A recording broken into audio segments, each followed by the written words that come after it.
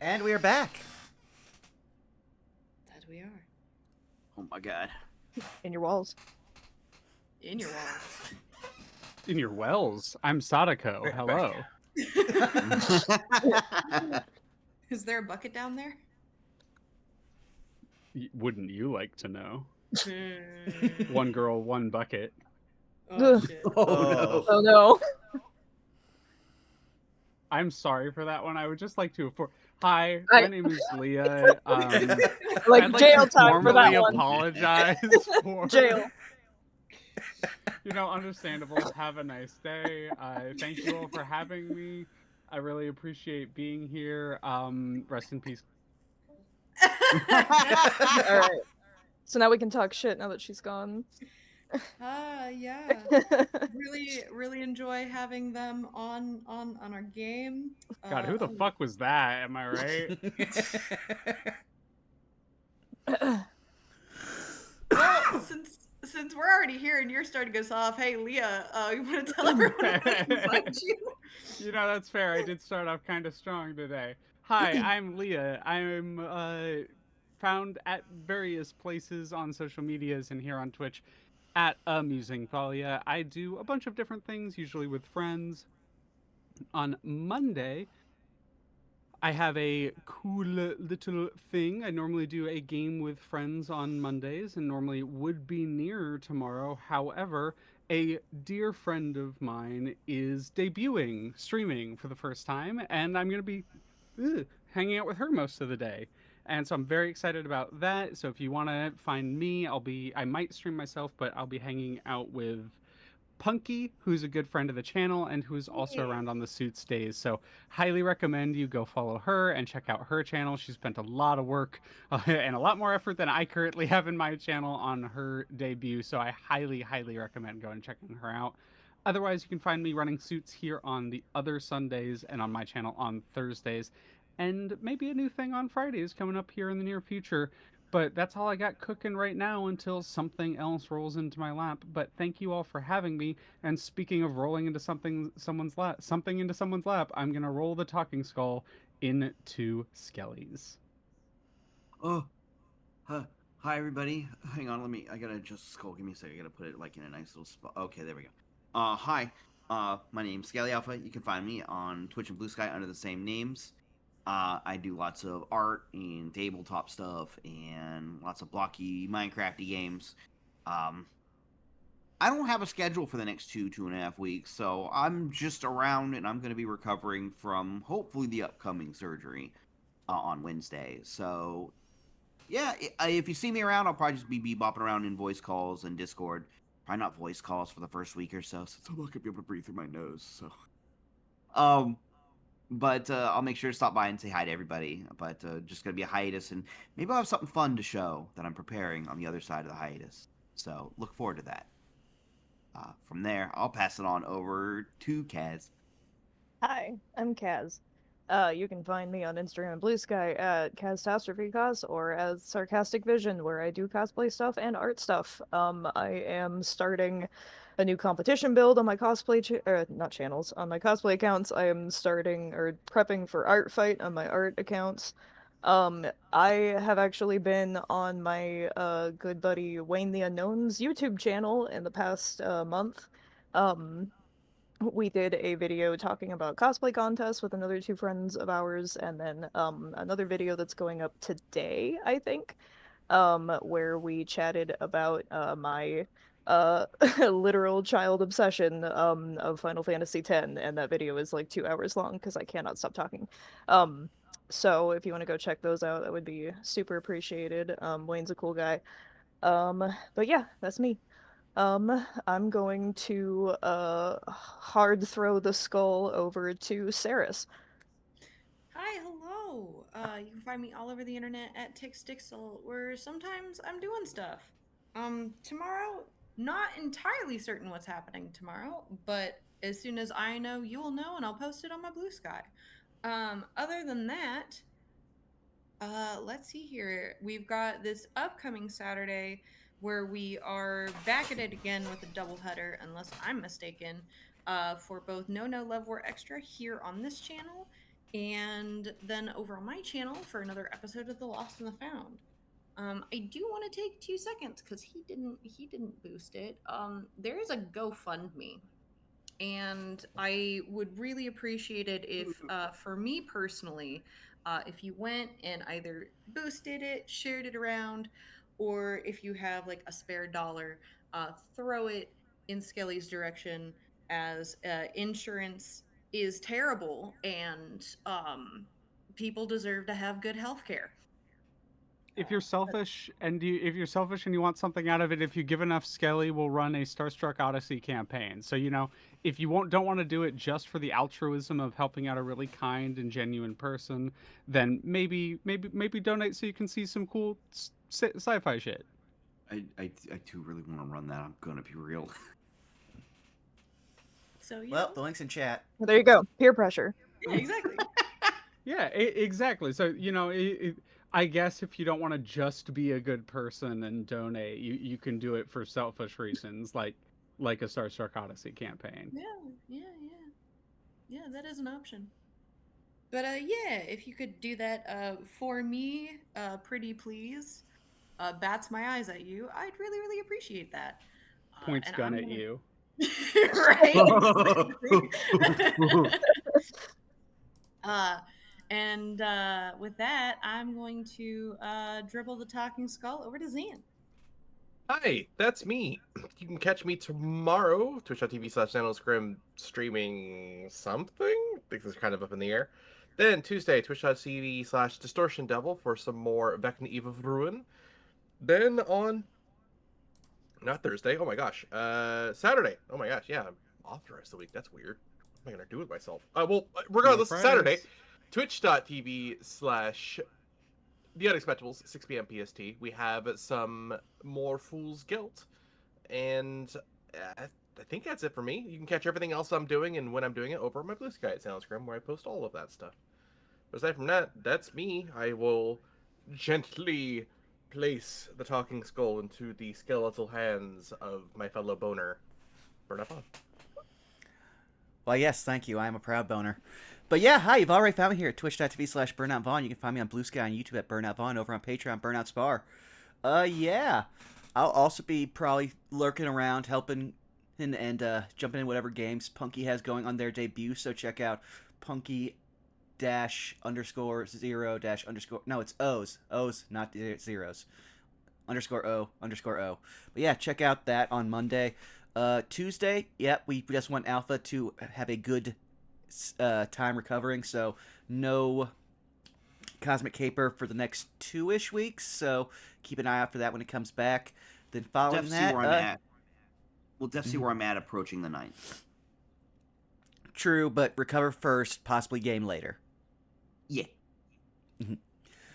But aside from that, we do also have some more No Love War Extra, where we're getting back into some more. We may have found the secret Mafia heir. Just normal things that happen when you're just trying to, have a basic defense case. But look out for more of that on No Love War Extra. And then the following Sunday, yeah, some more suits. Actually, no, we don't have suits because Alpha will be recovering. So yeah, that'll be it for me. But I guess then that means it's just now time for us to play our lovely theme song so we can get started.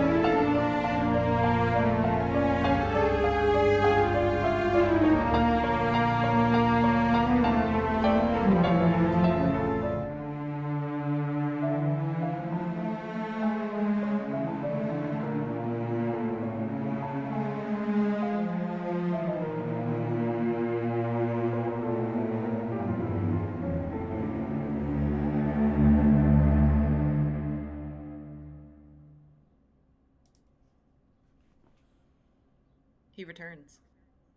Hello. Welcome back. And just in time for the end of our song and dance break. Well, that just sounds fortuitous. How per- fortuitous. It was very Appropriate. copyright risque. Oh, yes. Too Or at least to get expensive. the VOD muted. Yeah. Pretty sure YouTube at Google Inc. would be knocking down your door. It's Oh a boy. good thing we upload from Twitch and not from a recorded VOD. Yeah. Ugh. I do feel as though as we move into Kartakan, because that is where we are factually located, I think this is a great opportunity to ask my lovely players who would like to give a recap of what happened last session. As always, I am happy to if no one else volunteers. Go for it, Leah. Alrighty. Well, to recap where we had come back from last session, returning from the cauldron, a boiling lake of blood that Skald sits on the side of, we returned to the current home base, so to speak, and current home of Clem to find somewhat of an embargo happening around the city. Ships left out in the bay and away from the docks, forcing the party and their new vessel to run ashore along the opposite bank and using some knowledge of the city to travel through the upper end of Skald, the more affluent districts, in order to make our way back down to a tavern where some of our equipment was located, or, fingers crossed, hopefully located. However, navigating the expensive areas required a little bit of finesse and a little bit of coin, but eventually we found our way back to the inn proper, having a variety of conversations between various party members and generally taking a moment to rest after the harrowing adventures within the cauldron and the cavern we found there. We discovered, unfortunately, that the mysterious cult orb that had been left behind is no longer there, having been ferreted away at some point during our absence. And during some intense discussions downstairs, Angelique Bissaret, our acquaintance of a bard, was caught whispering in on some of our, or caught dropping some eaves on a few of our conversations, and was then asked to deliver some gossip on the town. With some of the scouting done by Lena and Clem, discovering a few other of the rumors, we now have a few various leads across town, as well as the continued threat of the mysterious illness that has begun plaguing the docks of Skald evermore. And that is where we return to our session today. Do you have a die of inspiration? I believe I do not, actually. I think I spent mine. Then I would love for you to have a die of inspiration. Thank you very much.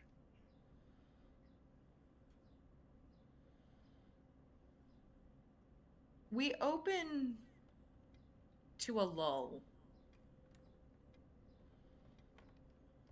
where the conversation had naturally sort of died down, the fire beside you ever flickering and its light ever present in the largely empty but still nevertheless lively split bore inn. The music slowly begins to pick up once again, a flute and a hand drum. playing a more. You gather. Somber is not the quite correct term, but the medley that carries the flute's timbre carries this more calm, almost mysterious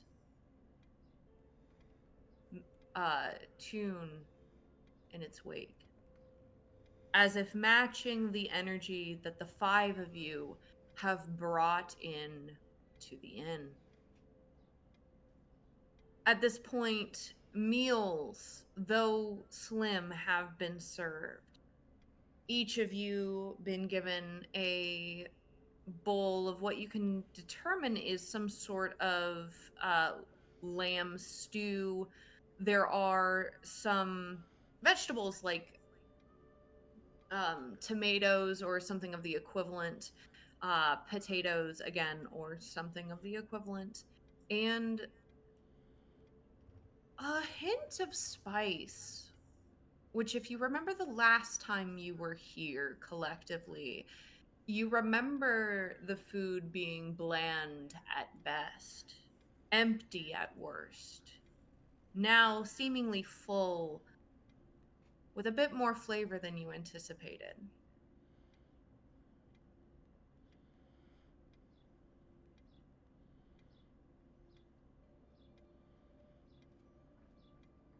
It is in this moment that the five of you, if you deem it thus, that your character would notice or pay attention, that the bartender has walked back into the back room, leaving just the five of you and the two musicians sitting in the corner.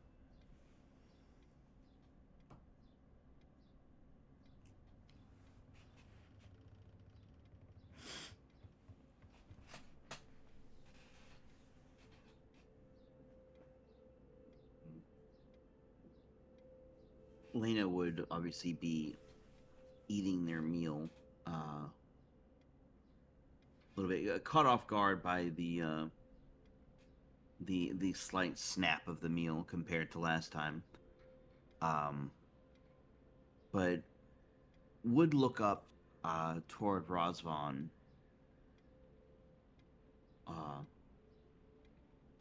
and like almost study him for a little bit. She's trying to think of something for an unusually long time, but doesn't realize that despite not having eyes, she is still technically staring.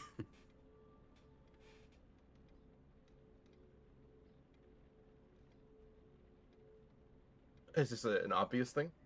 Yeah. Like she's raised her head and she's like looking right at you, but you're not sure if she's looking at you, but her head is definitely pointed at your direction. I have a quick Razvan. question. Oh, yeah, I'm so sorry. To make it even more obvious, is Vern also looking at him? You know what? Yes. Okay. Sorry, please continue. No, you're good. Razvan will put down his small journal that he's writing in, kind of closing it, and look up. Ganael Piolena. She jumps a moment. She's like, "Oh, I was doing it again, wasn't I? Sorry. It is all right. I did have something I wanted to ask you. Of course.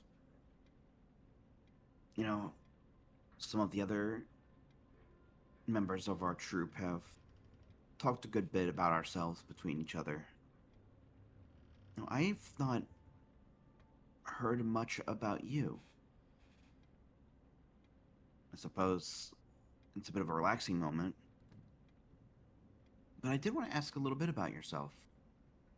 About where you've come from, what you used to do. Razvan will take a moment, finish off his drink, and put the cup upside down on the table. What do you wish to know? I guess who you are, besides what I know of you. Maybe a little bit of the life that you used to lead. I can tell you of the lives I have lived. As for who I am still trying to figure that out. Of course. And that is a long journey for quite a few of us, she says. She kind of like looks a bit off to the side. You almost get the idea she might be looking at one of her hands. I was born not of one, but of two. He'll show a fang and kind of think for a moment to himself. My father, the one who I've never met, nor know much of anything about, was marred for the undead, but plainly a vampire. My mother fled when she was pregnant with me and my brother. Finding her way amidst salt and smoke upon the seas, myself and Ronaldo, my brother, was, well, more freely born, I suppose.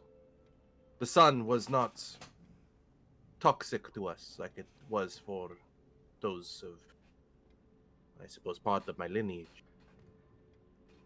We were raised aboard a ship, and as children knew only adventure. I wanted to stay aboard the ship and read my books. Ronaldo was always the one trying to swashbuckle around and make foes of those great seagulls and other small pests. Then the nightmares began. I began having sleepless nights, plagued by thunder. It would not cease. I saw the doom that would come to our ship. The captain who helped raise me told me it was just superstition. Until one day it did indeed come to pass. The great storm not only killed most of the crew, the ship, and the captain, but my brother as well. My mother and I were the only survivors. We found our way to Port Town, and luckily she knew some people. See. From there, she sent me off to Bardic School, where I learned much of my craft, as you now know it. But well, my mother found solace in her work. She's a courtesan and influential artist. I don't know if I fully understood what has happened. I'm still trying to steady those long nights of thunderous cackling in my mind. Ever since I lost my brother, my family, I don't know. I've tried to find purpose in what they would have wanted to do for work. They would have wanted to do for joy. In doing so, I only have found their ghosts. Not found myself. Now, amidst Kartakas, these strange mists, I think I finally have begun to find out who I am. No, I do not know for certain. I do feel my blood boil in rage for the first time that I can recall. I wish to see the death of the tyrants of this land, of any land. Because people are beautiful. Their wills, their wants, their care, equally so. And to know that there are others who would not only take advantage, but suppress, smother, and claim these wills for their own. That is the first thing that has riled me from my sleep since those thunderstorms. Now I find myself unable to think about anything else.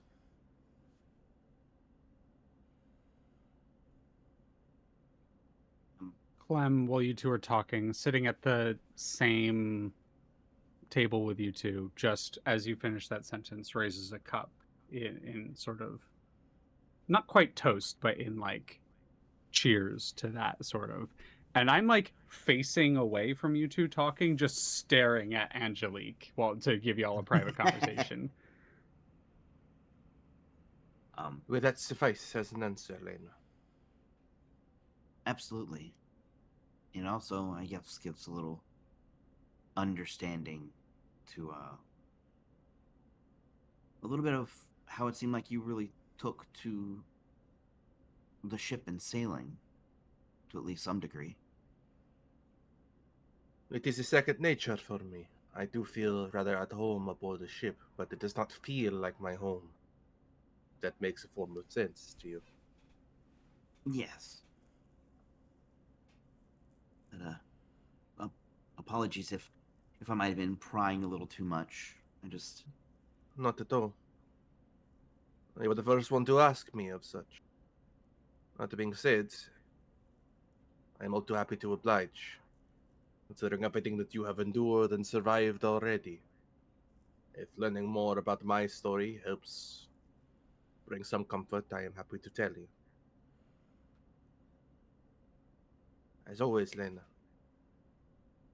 to you Yes. and to our crew, I will always be an open book. And she gives a little bit, like, it's a smile, but it like quivered a little bit at first.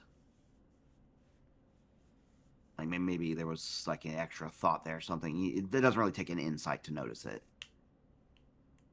And she says, "Thank you. I might take you up on more offers, hearing a little bit more about you in the future." Of course. It seems hardly relevant now, but do you know I published a book? You wrote a book? Aye, poetry book, quite popular in my own lands. Huh. Seems like a lifetime ago. That's quite impressive. I don't know about impressive, but well, the particularly trashy romance poems did very well in certain circles. I always love to hear about the stories that bards and song singers used to regale about romances. Hey, do you have a copy of that book on you by chance? If not, it's all right. I do not. Maybe sometime, like we could all gather around and you could tell us some of them, some of the passages if you remember them. Perhaps, but those were written by different versions of me, I suppose. Do not know if the reading would be as impactful as it would be before. But if you wish to hear my words, I am happy to give them. That being said, it will be difficult to focus on anything other than what now lays claim to my mind. Of course. With that being said, unless there is anything else, Captain, would you have any business for us to conclude today? What time of the day is it?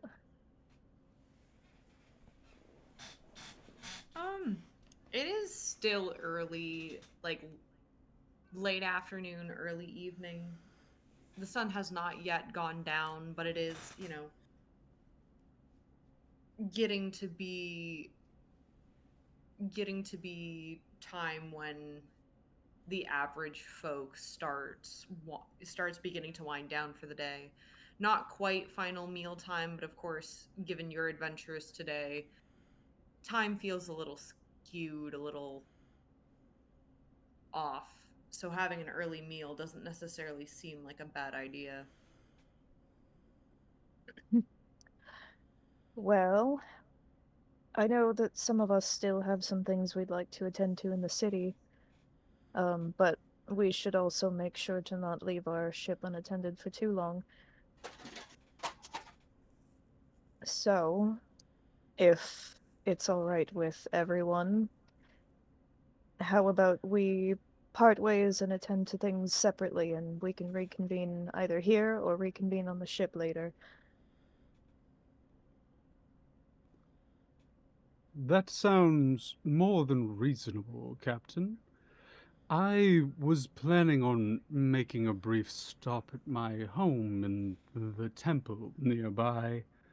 If anyone wishes to accompany me there, I'm not sure any of you have actually been inside the temple proper.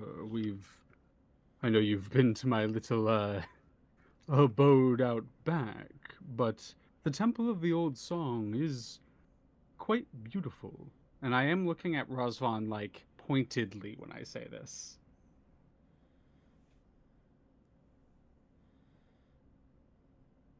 Mm, Well, I, for one, would like to go see Madame Rivka again. If we could potentially do both, I'd be happy to come with. They are not too far from each other, and we would be heading in the same direction. I'd be happy to escort you to both.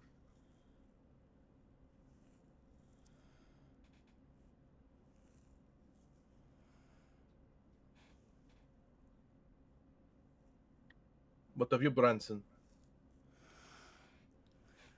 I have no pressing business now that I have concluded my contract with the blacksmith. If anything, I would accompany them to Miss Rivka.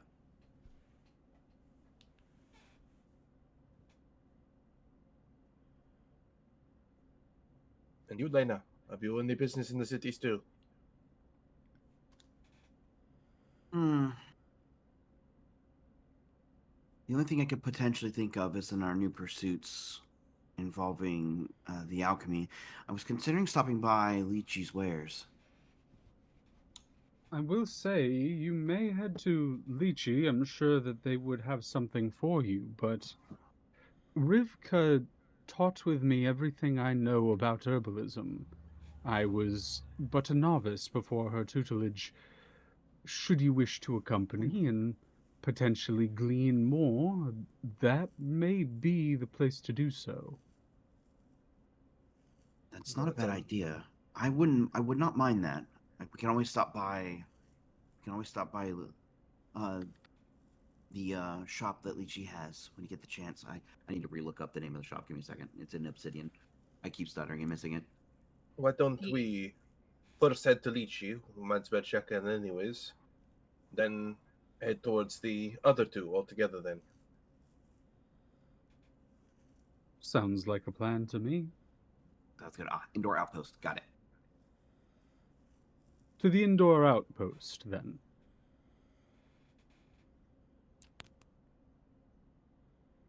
As the five of you leave the Splitboard Inn, Festial and I would say Branson, given the position of the two of you seated. The two of you both catch the eye of Angelique, still playing music openly for an audience of seemingly no one, without missing a beat, without ending the song. They offer you both a sly smile and a wink. But they do not say anything as the five of you make your way out. Is there anything else you wish to do here before you head into the city proper? I think Rosvan would approach Angelique for one moment before we leave. And when they reach the end of their melody, they will lower their flute and look up at you. Do they have a cup or a bowl or a hat or music case open? So you'll notice it's kind of cheeky. They have a mug hooked to the rods of their prosthetic leg. Rosvan will take out 5 gold coins and motion to put them into the mug. Aye. That is quite the generous offering you give me. I don't suppose you have any perhaps requests? But one. Use this perhaps as an investment. May your cord and your blood remain warm. They're gonna insight you, if you don't mind. Sure. They're mainly looking for intent. What you essentially what you were saying without actually saying it. Okay,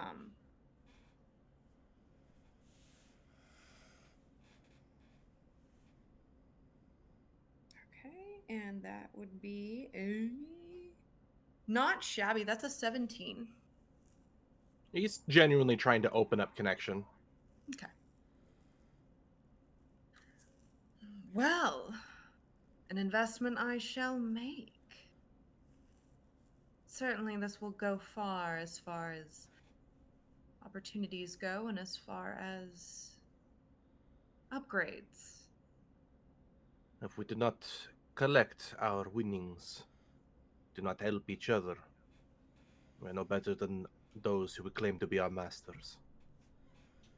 Hear, hear. And they're gonna nod to that. I wish you a pleasant evening. And I wish you great success on whatever lies ahead. He will nod, or motioning his way out of the tavern.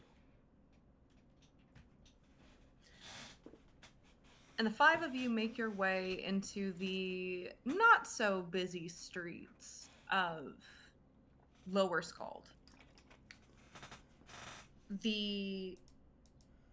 As I said, afternoon still fully in tow.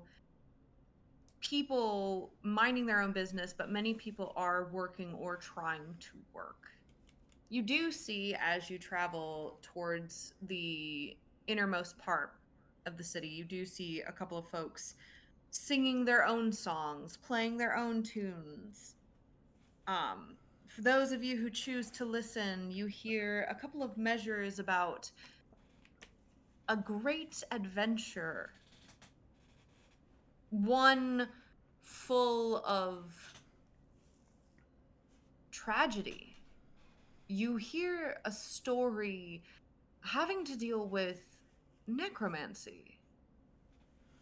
Few survivors in their midst. Yet somehow in the thralls of undead, a very select lucky few, somehow survive. And it seems the song is highlighting the trials, the tribulations, the way in which they manifested their own magics. And they seem to be marveling, this bard, at the magic, the weirdness of it all, the fact that it didn't even have a name, no spells that they knew of. Beyond that, you see a few folks peddling for coin, bowls out, hats out, though hats with holes in them. Otherwise, the city is your oyster, and unless anybody else wants to nor wishes to do anything, you come very quickly after a good, I would say, 15-20 minute walk to the Indoor Outpost, as you remember it the last time, with the stairs leading upward.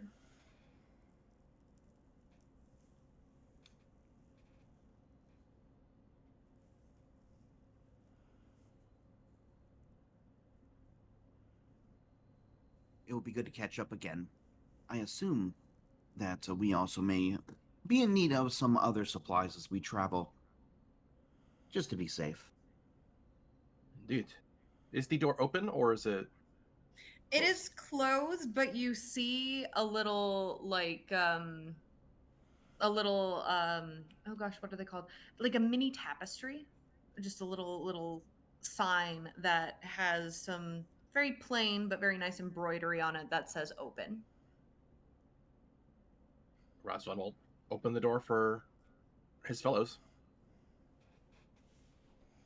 I was gonna say Branson will probably just stay outside.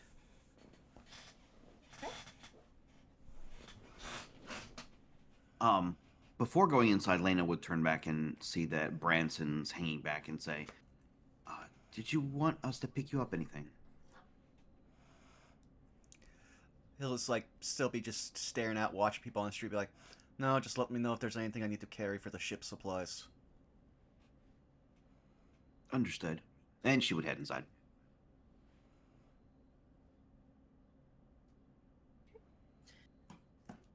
You remember the inside full of shelves and countertops and little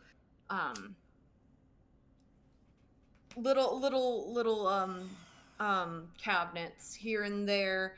It's very plain yet very well built, and you can clearly see actually since the last time you were there that in a short amount of time upgrades have been made. You actually notice where he has kind of his little desk where he if you remember has kept his earnings and whatnot, has actually been formed into a desk proper. It looks well built, solid wood, actually finished. You see on top of it now a little vase that you see tiny stakes, like wooden stakes, all just slotted inside. A ledger properly set up with paper, quills, and ink splayed out, though somehow organized. And of course, something new. You see a wooden carving sitting atop the paper like a new paperweight, and you notice that it is shaped interestingly enough like a little bucket. And it's a little difficult to see, but you think you see something peeking out of the bucket. Little paperweight. Rasvan will look in. It looks like it's a tiny carving of Humphrey sitting in a bucket with a little head on top. Oh, Rasvan will try to steel himself the best he can. I'm so sorry to ruin the tone. How caked up is it? So interestingly enough, jail. because of the way that it is carved, no, I was prepared for this. Because of the way that it was carved, he seems to. You can't see his butt. I'm so sorry. He's seated. Good. He's seated. If he fits, he sits. But you can see his little feet. You can see his little hands. And his cloak, sort of the way that it was carved very well. You can see the cloak folds actually melding into the bucket just a little bit. Very cute. My apologies. I will go to jail now. In timeout. And as the ding of the bell rings, a lot of you fully inside, you do hear footsteps from the upstairs, the second floor, making their way down the stairs towards all of you. And you see the same man that you know and recognize, Lychee Dordo.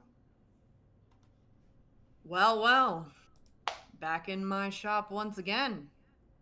Wasn't sure that you'd be, well. Can I help you with anything? Yes, Lane, I believe you needed something. Yes, I was stopping by as, besides needing common supplies like rations, food, and things of that nature, we want to check and see if you had any potential, uh, something akin to like alchemical supplies. Alchemical supplies. Can you? Sorry to sound a little ignorant, but could you be a little bit more specific on what you're looking for by chance? Lena, if I may, what kind of alchemy supplies are we looking for from Lychee? I should have asked. Are we looking for materials, reagents, catalysts, or are you looking for equipment like filters, vials, alembics? I think more equipment would probably fit the bill, I think. Maybe something that can hold them safely on travel. Um, maybe like some type of bandolier, maybe more secure vials, maybe less prone to breaking, such as I know I've seen them in the past. Maybe they got a little bit of a metal frame to them. Clem's eyes go wide. Lychee, do you have any travel bottles? And specifically referring to the ones where they actually take pieces of wood and like carve out a little indent on the top and bottom and like Mm-hmm. fit the Mm-hmm. bottle in that and then put a little thing around it. Yep. Well, I think I do, at least travel bottles anyway. And you watch as he heads over to one of the cabinets, opens it up, and you see a myriad of different um different types of wares, some generic, some, I'm going to be transparent. I think the only person in this party who'd probably recognize some of those materials is actually going to be Clem here. But you do watch as he pulls out a handful, um, two or three travel bottles with the glass bottle inside of that, the wooden casing, as you mentioned. I have a couple of these. Is this what you're looking for? I believe those would be very helpful, yes. Each of them's going to cost you a silver. Well, how many do they have? I think right now I've got a total of 5. I'll be happy to take them. Done deal. And he will put them in a little sack, like a little cloth sack, tie it up for you. Alrighty. Is it? Is it okay that I can you break a gold with you? Absolutely. Not a problem at all. Okay. Is there anything, before I do so, is there anything else I can help you with, or your friends here? Let me look up the price of something real quick. Yeah, absolutely. There might be one other thing. Damn, I'm listening. Because I know I don't have that. I'm just double checking my. Okay, excellent. Do you have any sturdy, like a grappler's hook by chance? Grappler's hook? No, but I can tell you where you can get one. Oh, I might be able to See, procure one. yeah. I don't know if you've seen it. Don't know if you've been that far, but I know I've mentioned it before. There is a combination ship and general wares shop over by the docks. The bottomless bag. If you're looking for a grappling hook, that's the place you would want to look to go get it. I believe we did pass that on the docks recently. I'll make sure to swing by, but that would be all I would be looking for. Leechy's gonna pause for just a moment, kind of looking at the lot of you. Is the door closed? Sure. I see you're missing one. You wouldn't happen to have that snake fellow with you, huh? Do you get He's to see him? outside keeping. Yes. Not necessarily, though I feel as though the information that I would like to offer you for being, well, let's just say, when you know good people, and sometimes good people have to look out for each other. I figured I'd offer something, and I wasn't sure if he needed to be privy for it as well, or if just the four of you. Razvan at the door will open the door.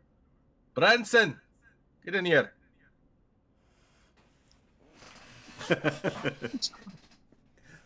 Branson will stop leaning on whatever he was leaning against, and I would say pretty much anyone like would know, aside from Clem, sheepishly come in, remembering what happened last time we were here. Would you like me to keep watch, Bronson? No, it was fine. I just didn't feel I was needed. Need is, with all due respect, hardly the question here. You could say I don't need anything either, but given the lot of you and given all the things that I know that you get up to, even though I also don't, just a gut feeling. Been seeing some work down in Lower Skald. Looks like a bunch of folks are taking one of the empty buildings, one of the condemned ones seem to be building it up. I don't know what they're going to be turning it into, but I've seen some black cloaks. I know that matters to y'all. I think unintentionally, almost instinctively, I don't know if Lena follows suit, but Clem would look at Lena. You can see her kind of like biting her lips slightly. It definitely is on her mind in going through it.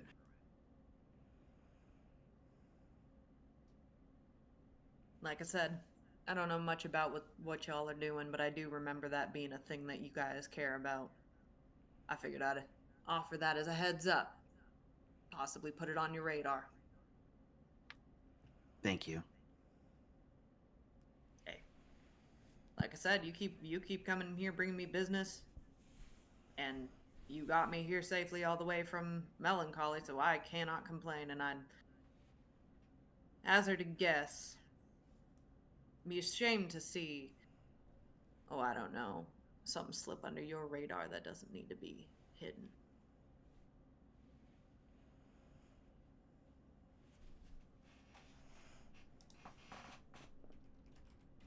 Pat, is there anything else I can help you all with?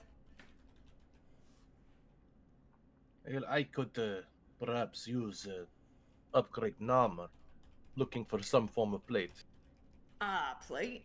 I guess my question is whether or not you want to get that commission from me, as in I go out and I look for somebody who's got something, or if you want to have that custom built to yourself. If you want me to see what I can gather and get you something during my exports, I can absolutely do that. But if you want something more custom made, fit to your body, I do have to recommend the blacksmith shop over in the High Skald regions. You know what we face. If you find any forms of plates that might be assistive, or any weapons or armor that might be assistive to all of us, please do keep them in mind. Absolutely. I sure will. And he kind of makes a nod over to that little vase that I mentioned before. You ever want a steak? He nods. Well, is everyone satisfied here? One more question. I don't suppose you have any stocked sets of rations, do you? Or would that be another trip to the bottomless bag? Yeah, that would be another trip to the bottomless bag, though I don't know if anywhere. I mean, unless of course you decided to go to like a couple of the food stalls in the market. But like I said, if you're looking for like traveling rations, I cannot recommend the bottomless bag more. You're gonna find probably what you need for your traveling wares there. You Clem kind of get makes the a sense. face, like as they're saying that, Clem is making like a kind of face. You kind of get the sense just looking around. This sort of shop is it feels like a general wares store, but you would get the sense, and for those of you who traveled with him, you would know a lot of what Lychee sells is things that cannot be purchased like properly or made properly in Skald. A I mean, lot of he's a what trader, isn't he? So yeah, his main thing is just yep, like he's not a merchant, he's a trader. So his main thing is literally just getting supplies from place to place. pretty much it's supplies, it's odds and ends, instruments, pretty much anything worthwhile. He doesn't just trade, obviously he does buy and sell as well, but to your point, yeah, it is a lot of Black market organs. Those are in the no, not basement. quite. Not quite. You have to have the password for that. If you've seen Spice and Wolf, he's Lawrence, he isn't a shop owner. Pretty much. Pretty much. Knockoff Labubu's. I mean, like I said in the group chat, I just remembered I did bring him basically a whole bunch of weapons that fell off the back of a cart last time I was here. Mhm. Oh no, he's medieval Temu. That's cursed. That's really cursed. Yeah, it I hate is. that you're not wrong, but that's really cursed. This is true. You did drop off all of those weapons from the weapon shop. Lychee. Oh, sorry, I thought you were done. Nope, you're good. What can I do for you? Lychee, since you recommended the bottomless bag for rations, I feel it is prudent to inform you, as you've informed us of information, but I'm sure you've heard of the recent infestation down at the docks. I'm afraid that most of the bottomless bag's rations will be affected by that. There's a baker in the market who sells hardtack. I would get my goods from them in the meantime. But she kind of pauses, taking that in. You know, if that is the case, might be worth, if nothing else, asking him what other options there might be if you're not specifically looking for, and it makes the gesture to you, Clem. You're looking for something like, I don't know, protein, meats, dried meats, that sort of stuff. You might want to check with him to see if he has any other recommendations. It's one of Your those things advice where, is appreciated. yeah, it's just one of those things where I'm sure you gather in a very similar sense that people talk. Well, shop keeps shop owners like myself and like as have a tendency of knowing where stock comes in and where it goes out, right?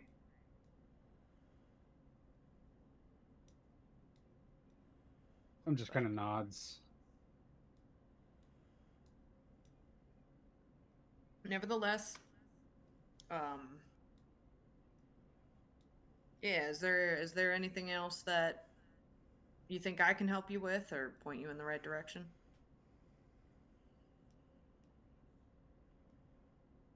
At least on my end, you've been more than helpful. He nods.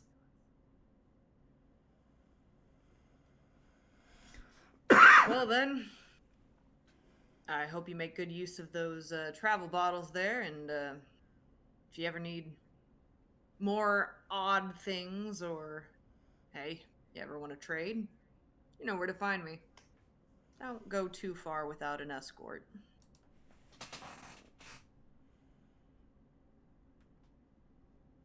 She would give a polite nod. Rosvan will sheathe his joke and open the door instead for everyone else.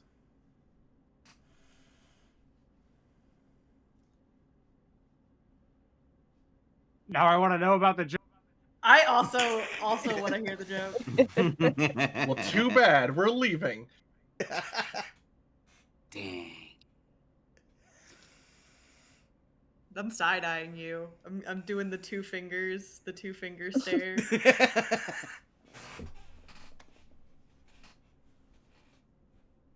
All right. Well, in and out you go. Where to next, my party? I think we're heading to Clem's place. I believe so. It was either Walk this way. Clem's place or Rivka's. I forget which was closer. You would find that Rivka's is a bit closer than the Temple of the Old Song. Then we go to Rivka's. All right, we go to Rivka's. Let me. Clem would just essentially like state that in the way of, well, since we headed to the Indoor Outpost first, it's actually Rivka would be closer if you wish to head there first. Lena and Mephisto. Please lead the way. As you wish, Captain. As you head your way there, I need to refine the music I set up. It has been a minute. It has. Yes. Sagely nods.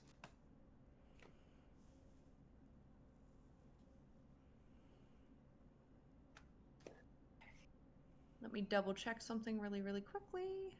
In the meantime, again, you find the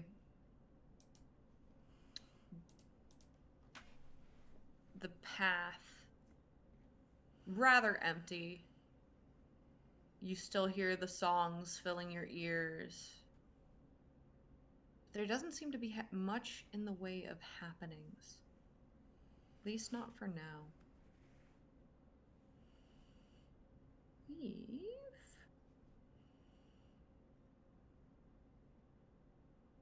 Correct me if I'm wrong. We're gonna do some troubleshooting. If it's not the right song, I apologize.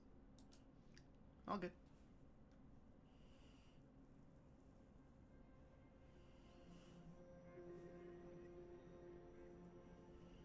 I actually can't tell because Roll20 is not cooperating with me. Interesting. Well, we're gonna roll with it. We're gonna roll with it. For now.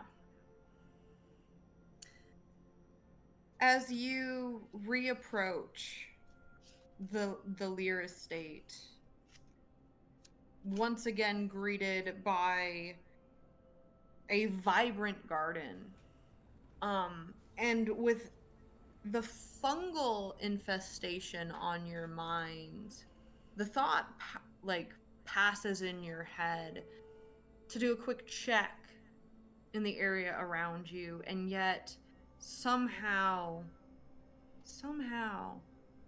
on the bushes and the many different arrays of vibrant glowing blooms, you do not see any sign of withering nor sign of fungal matter. Once again, you approach the front door, the door opening, and again, just as mysterious, just as heavy almost as the first time you set foot into this building, the atmosphere shifts. You are greeted with a plume of what smells like rosemary wafting into your senses. The table off to the corner that you remember it so, billowing out incense. The plants still fully vibrant, just as you remember them before. And seated on its perch, right beside the desk that sits promptly in the middle of the room, you see a singular raven preening its feathers. I'm sorry, crow. Crow preening its feathers. Clem nods at the crow. Hello, old friend. Crow acknowledges you, kind of tilting its head to the side. It clacks its beak twice before resuming its preening.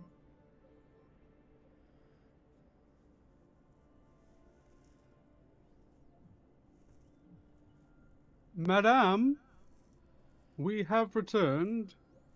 Your favorite protege and their new companions. Just a moment, please. You hear Of course. call from the other room. Please make yourselves at home.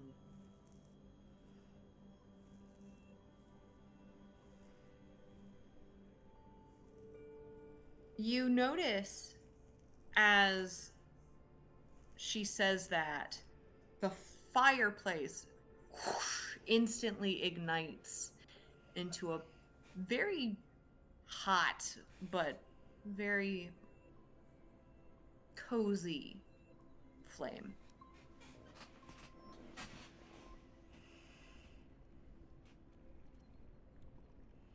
There is, in this moment, almost like a lure. If those of you who are looking for specific objects find your eyes drawn over to the many bookshelves that lay against the back walls and off to the upper left corner. A festial.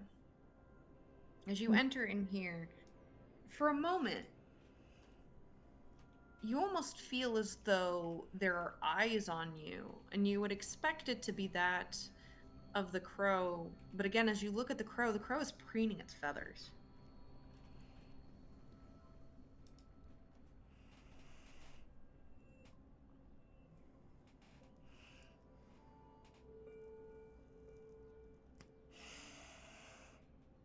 A brief moment passes,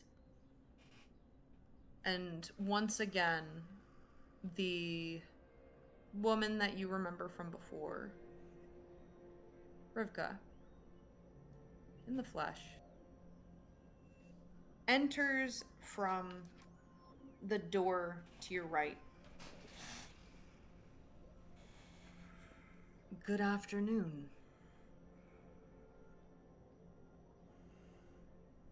Hello, my love. And I step forward and offer a hand. She will approach and she will take your hand and she will shake it. Yeah, I give it. It's a very warm sort of like shake. Mhm. I do a. I don't know if y'all saw Clem do this last time, because I'm not sure if they did, but they give a greeting that you maybe haven't seen them offer before. Maybe they weren't quite comfortable with you all yet, or maybe they are just showing particular respect to Ribka this time. But she would actually place her forehead against the back of Ribka's hand. Mhm. Oh, okay. You would see that Rivka sort of places, with permission, places a gentle hand on the back of Clem's head, just in kind of like accepting it. Good to see you as always. My friends here had a few questions regarding alchemy, and I may be an herbalist, but you are the alchemist. In a sense, of course. If I am able to answer your questions, I will do so to the best of my ability.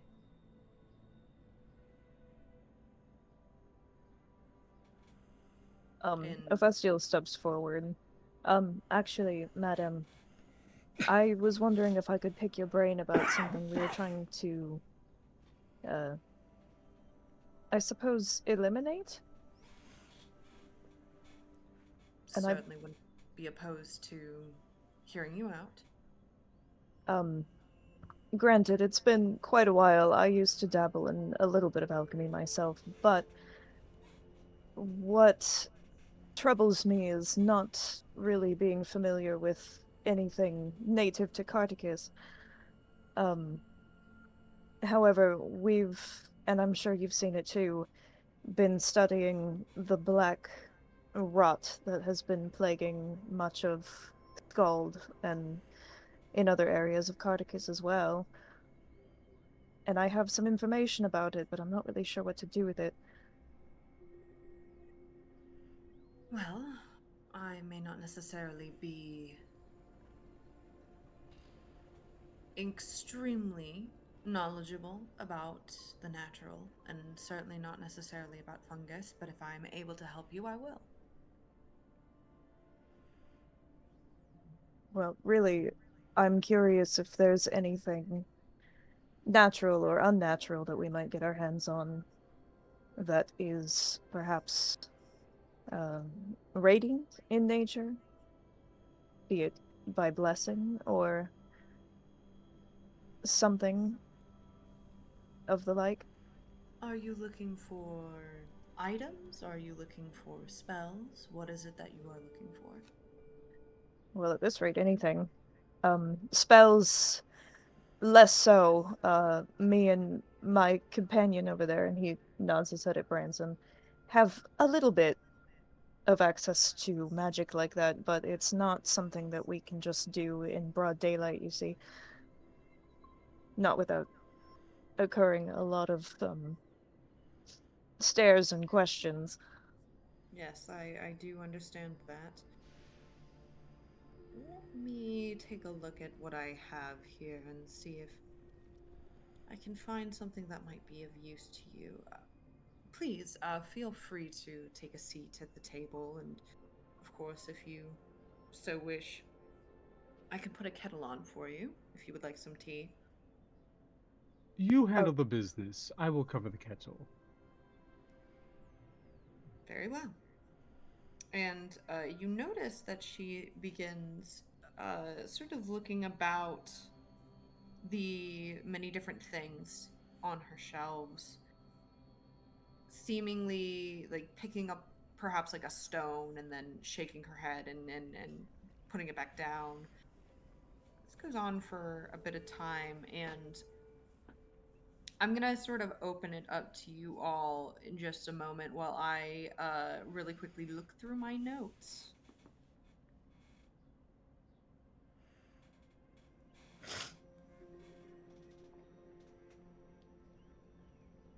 Lena would be just mostly trying her best to observe the eclectic nature of the room.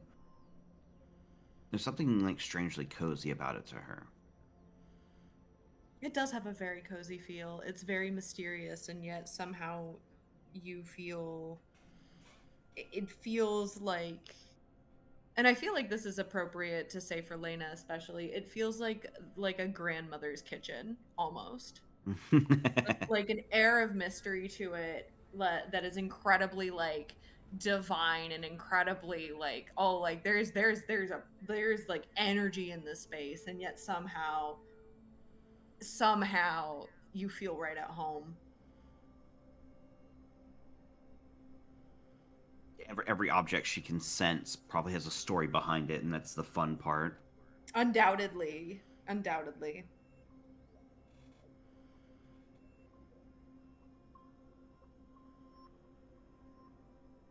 yeah, while they're waiting, Ophastiel's definitely like poking and kind of snooping on any of the shelves, but particularly he makes his way over to the crow, and just kind of stares at it. It's He offers his hand out to let him kind of feel it out and attempts to stroke his head. He lets it. The crow absolutely lets it happen.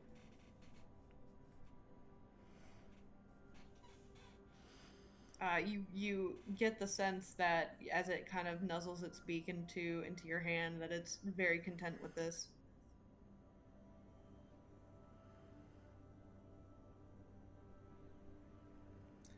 Okay, so I don't necessarily know that this would be what you are looking for, and Rivka sort of scurries over.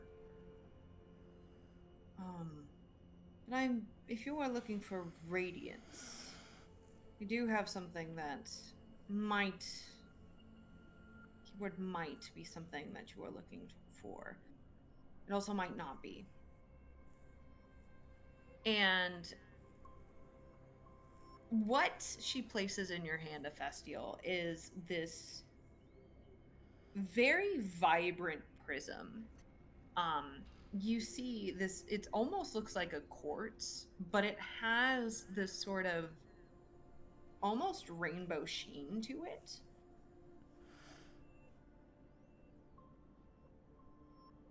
Now, what I've put in your hand is called a gem of brightness.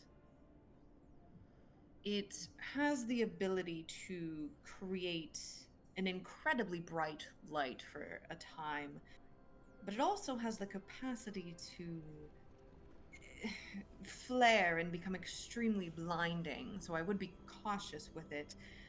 Um, it only has a limited amount of charges before it becomes unmagical, but it is something that you could potentially use if you found it, yeah, well, usable or helpful in your endeavors.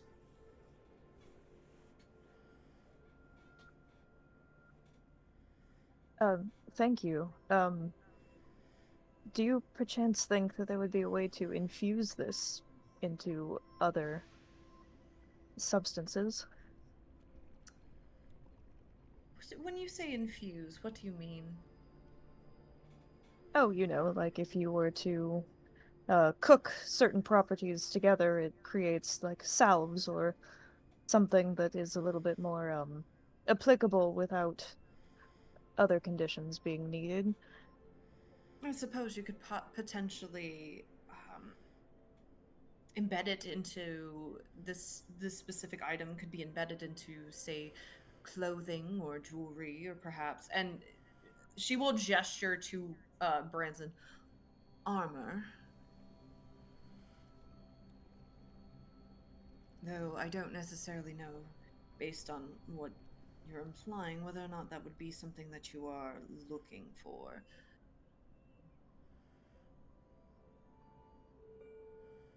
Well, frankly, I don't think we quite know ourselves. The problem we're trying to solve is a little. Well, it's both complicated and has been significantly simplified.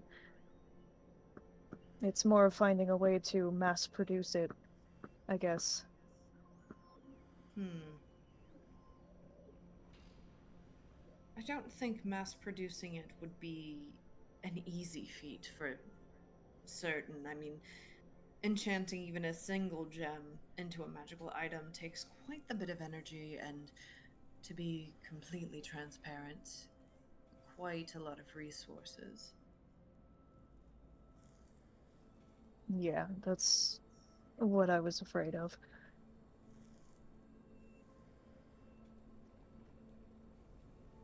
Unfortunately, my friend, that is the way of many magics that are not natural or do not occur naturally in the environment around us.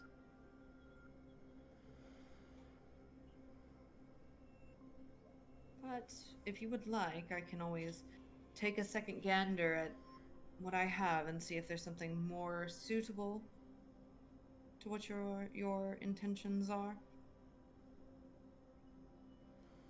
Perhaps. Um, and also while we're here, we've been interested in trying to take up some uh alchemy for at least the three of us, Clem, Lena, and myself. Do you have cooking tools, or at least perhaps items to get us started? When you ask if she has cooking tools, there is a very small yet very noticeable smile. It's almost, I wouldn't say somber, right? But there is a sense of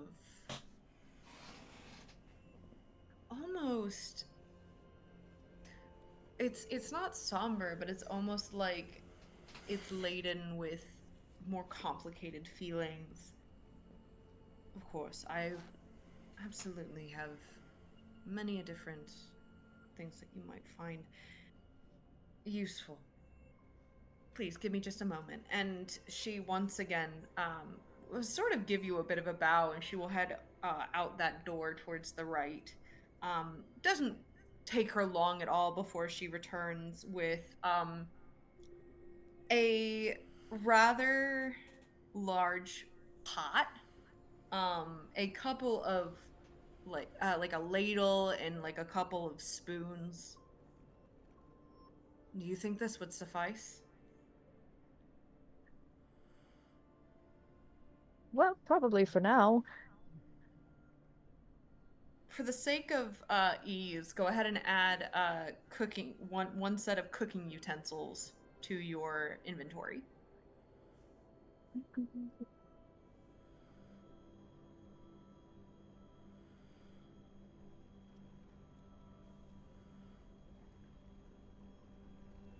Now, alchemy proper. Are you also do you still by chance have a mortar and pestle? I do, yes. Okay. That will do a lot of the heavy lifting in terms of mixing things together. If you were looking for vials, though, I might have a couple spares. I will have to once again sort of dally off. However, I think there's a slow and a long pause. Actually, go ahead and roll an insight check as Rivka sort of looks you up and down.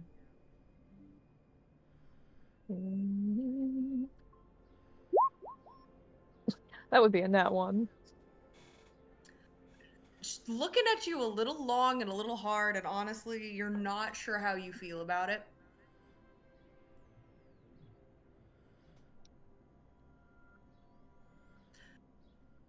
Actually, Clem, could you do me a favor and help me cover the windows?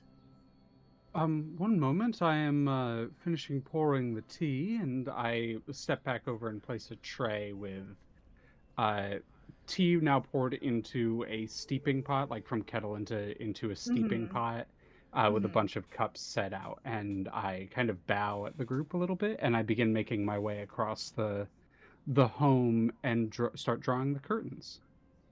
Once the curtains are drawn, Rivka snaps her fingers, and you watch as many lights and lanterns are about the place all sort of illuminate at once. And with a very pensive look on her face, once again studying all of you, she turns and she heads towards the bookshelf.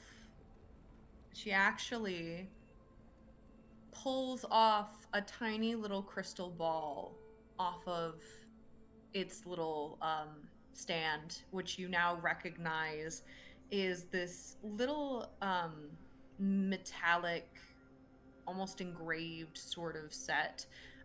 If you were to get all up and close to it, you would see feathered motifs and you would see filigree aligning the different prongs of the stand.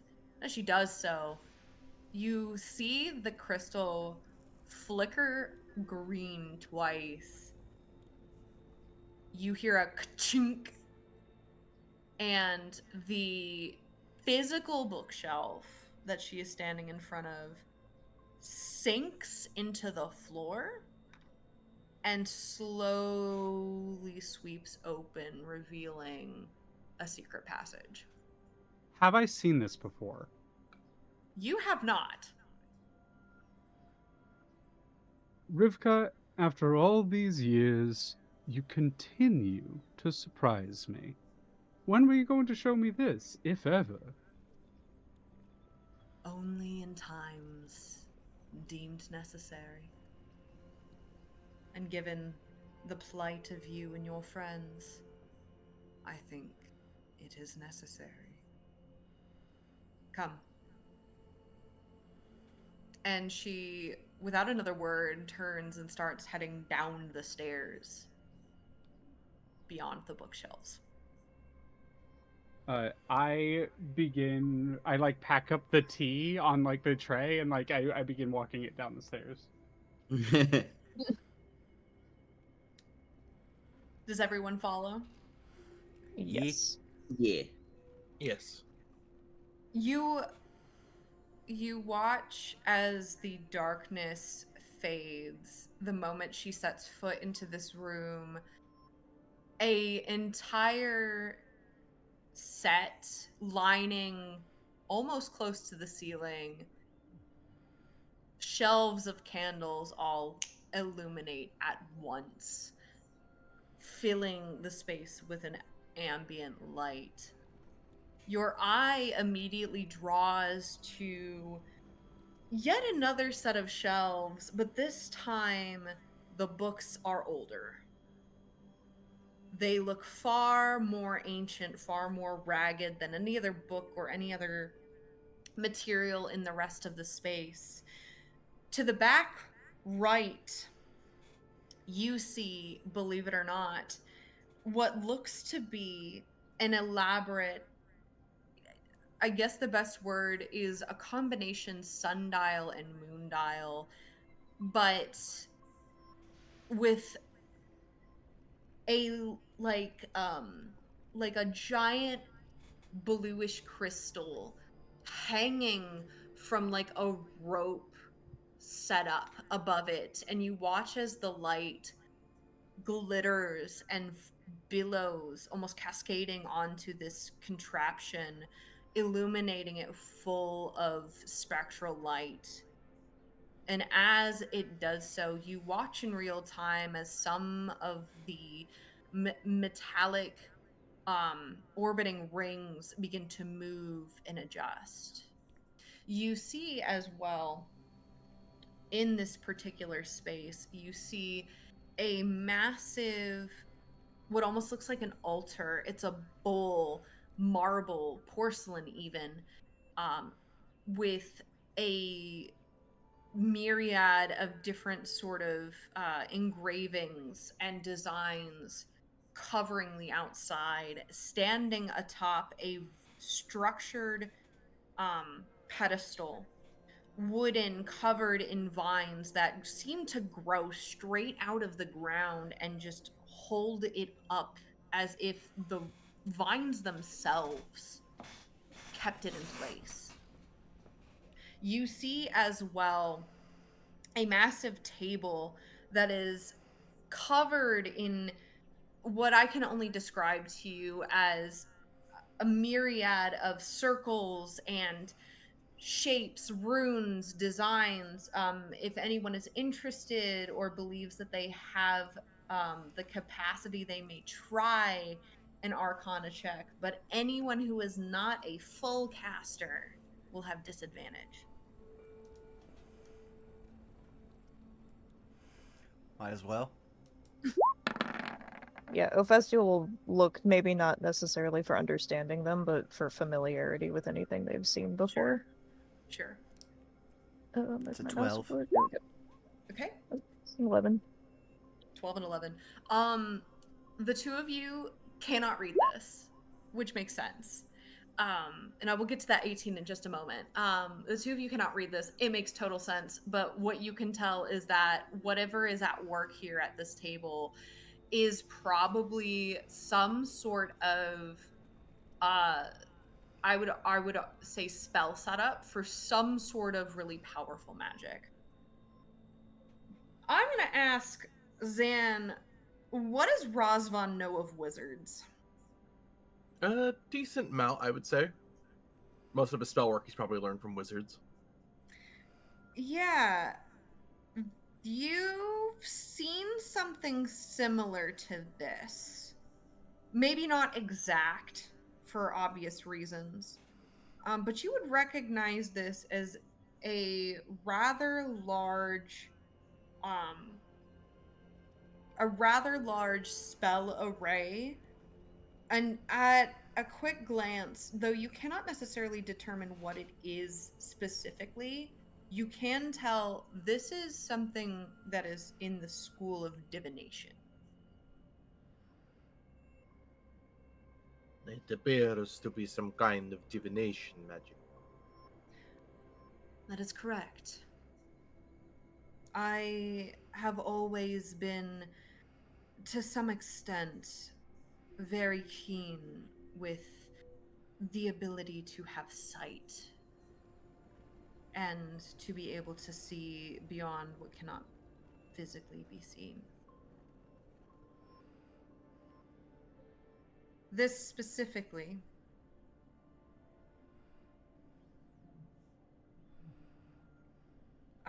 This specifically is, well, it is a setup that I have created for sake of ease, but it allows me to, should I complete the ritual correctly, and should I have the correct components, I am able to see beyond this room for a time.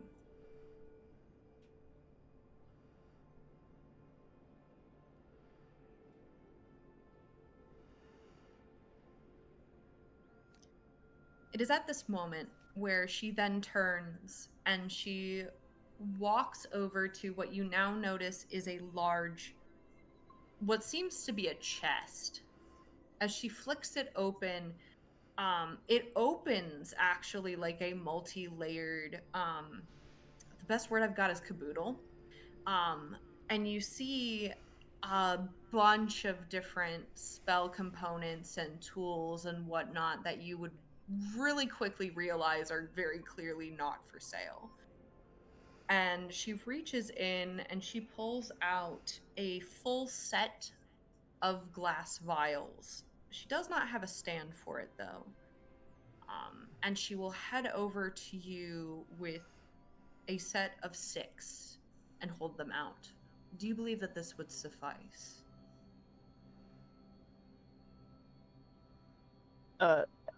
Ophestiel holds his hands out, but he's very overwhelmed by the sheer mysticy of this room. Uh, yeah, thank you. This is incredible. This is my life's work, in a word. I come from a family who incredibly values our stories and our histories. And in a world where history is often written and rewritten and rewritten and rewritten, I find it important, if not pertinent, to keep a sense of true sight on the world around me.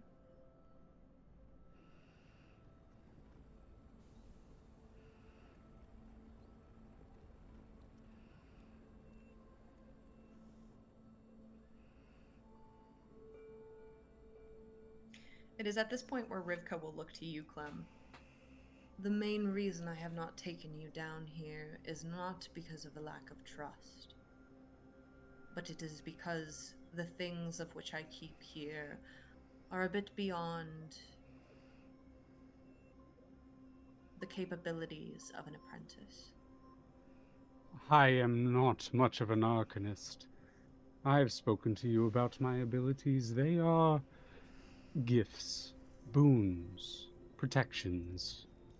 I do not hold the capabilities that our captain here does, nor that you have spoken of.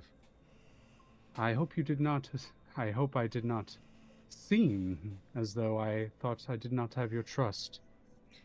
I'm merely pleasantly surprised that you still have things to show. But of course.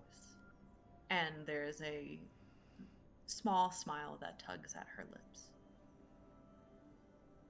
Tea? Please. And she will take one and she will actually sit at the inactive scrying table.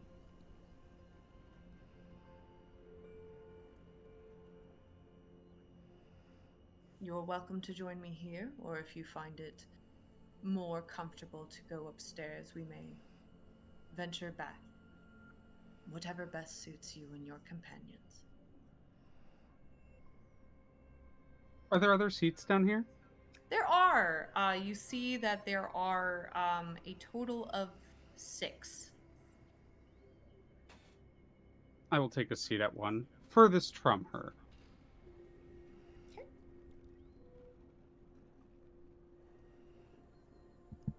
Lena would be happy to take a seat as well.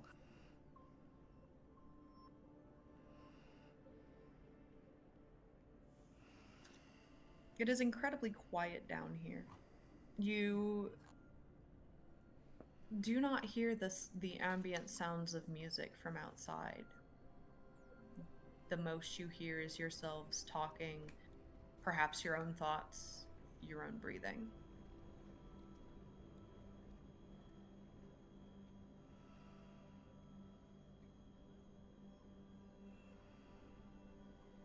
As the lot of you partake in your tea, is there anything else you wish to ask of her or wish to look into or look at in the space?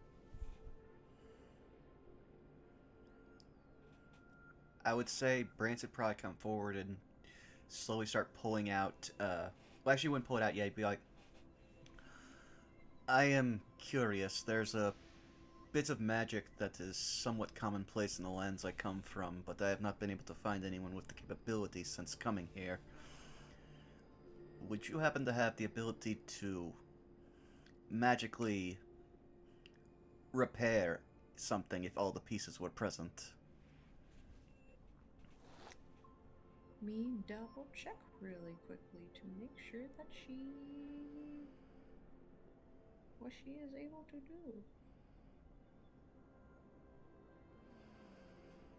You're making me flip through my pages real quick. Listen, he's waited this long for a wizard. He's going to ask. Yep, no, as he should. I should be able to do so if all the pieces are present, yes. Branson's eyes will widen. At which point he'll be like, he'll try to recompose himself and nod, be like, here. And he pulls out the symbol of Ravenkind and gently hands it to her at both halves. You watch as her eyes widen. Incredulously. Perplexed. I see. Where did you get this? When we, as he gestures to himself and Razvan, first arrived in the land of Kartakan, we happened upon a ghost town. The first place that we took shelter was an abandoned chapel. When we stepped inside, we found it destroyed by any regular means which man could regularly do. And at the pulpit, we found this, split in twain. We've been told by a fairly trustable source that it is an important relic, but we have not found anyone who could at least mend the two halves. There is a reason for that. Of course, something of this nature cannot simply be restored with a cantrip. I'm sure you understand this. Branson's shoulders will sag somewhat as in his head, just like, come on! But he'll just be like, I see. That would make sense. While that does not necessarily mean that it is impossible, I do believe that in order to do something of this nature, I, or whoever you may find, in fact, there may be somebody more well equipped, stronger, who is capable of doing such a thing, though I cannot tell you for certain who or where they may be. But I can tell you this. Repairing such an item is going to take great level of skill and, to be transparent, likely even additional components that I do not believe that I have at this time.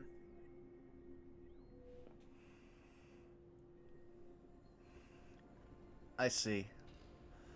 I appreciate your transparency on the matter, as he'll just gently take it back, wrap it back up, and put it in one of his pouches. But, if you'll indulge me, this gives me something to look into. He'll just say, by all means.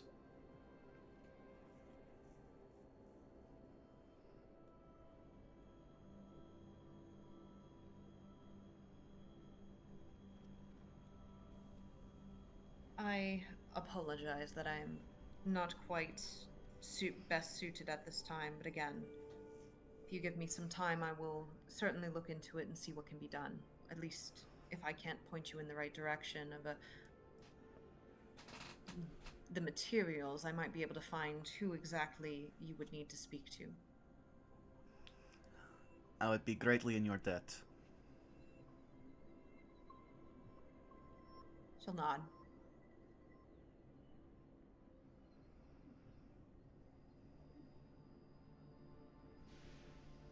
I do have one question above game.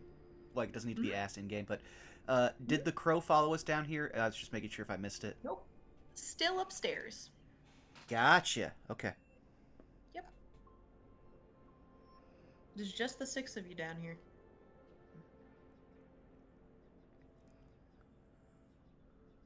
Ophestio will go and take a seat next to her.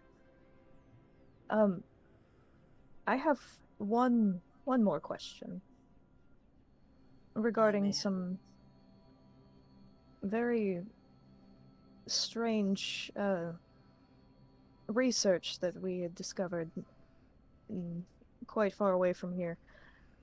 I've never deconstructed a spell before.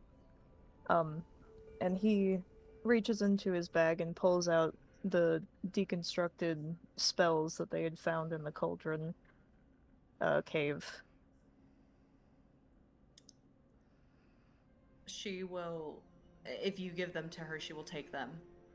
Mhm. And she will actually spread them out on the table in front of you. This is quite fascinating.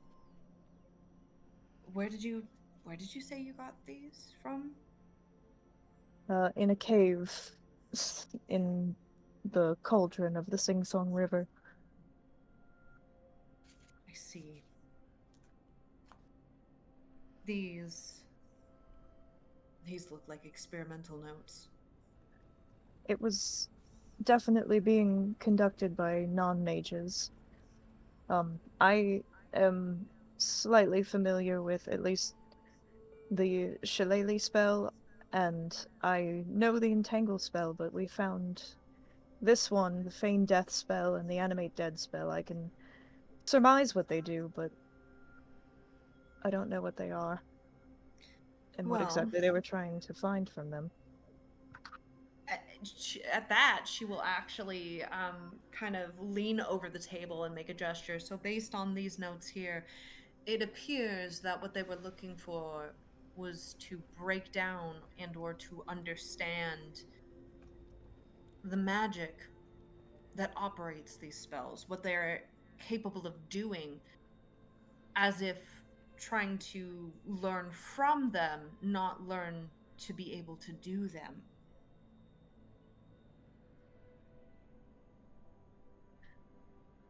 Are magic like this able to be replicated with non-magic means? Well, that I don't know. Um, I couldn't say for certain, as anything I've ever seen or done has always been at the behest of some sort of magical conduit, or requires some sort of assistance, either, well, from the mists themselves or from other powers that be.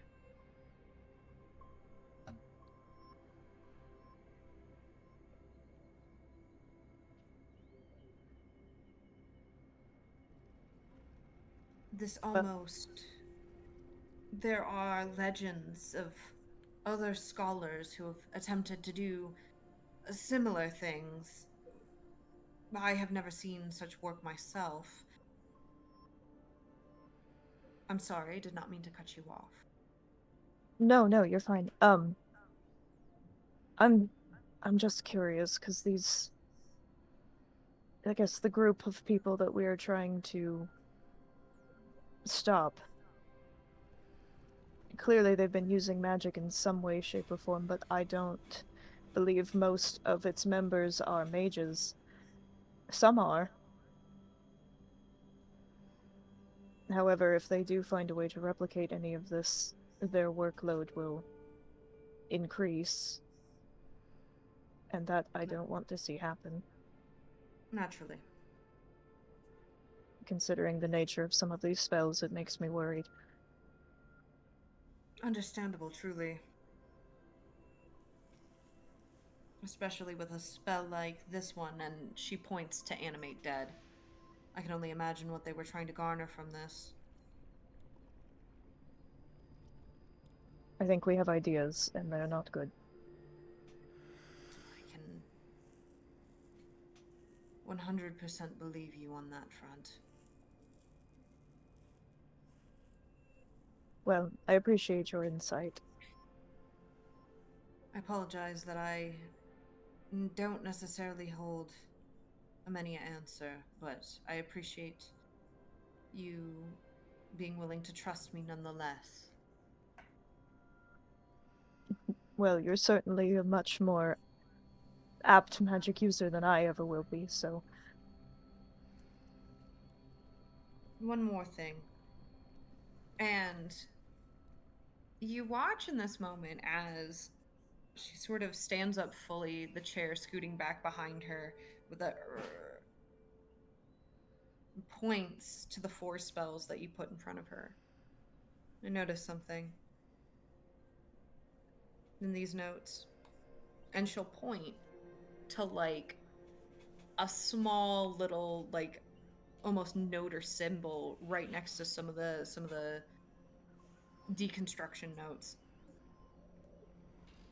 It looks as though the notes that they're making are interconnected. Here, and here, and here, and here.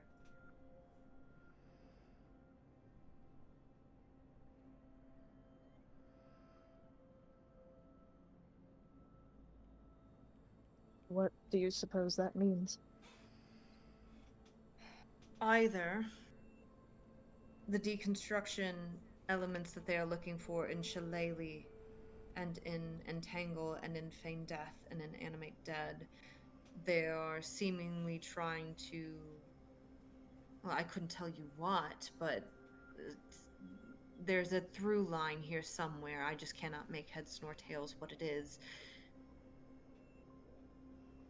Something about these symbols here, just that reads to me as the note of someone referring back to something else, right? When someone jots down a note of, see this, unless I'm incorrect here, that would be my only guess as to what this would reference, as it is here and here and here and here.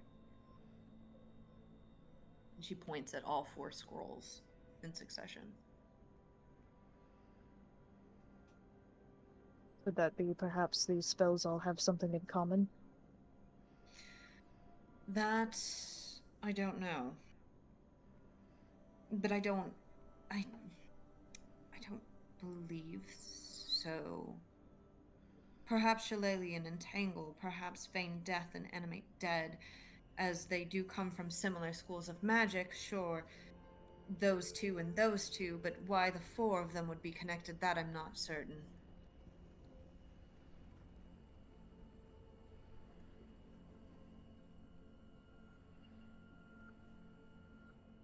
I admit my shortcomings here in that I'm not super familiar with that of necromancy, nor am I super familiar with that of the natural. It is a bit outside my depth.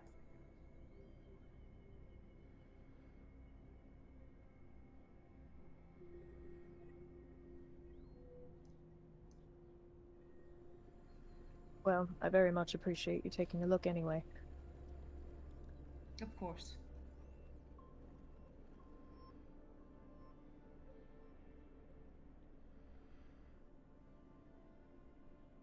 Is there anything else that I might be able to assist you with?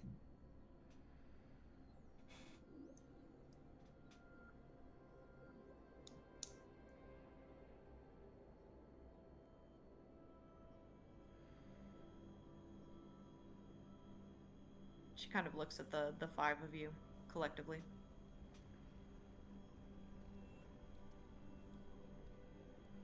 I believe I am sated and satisfied.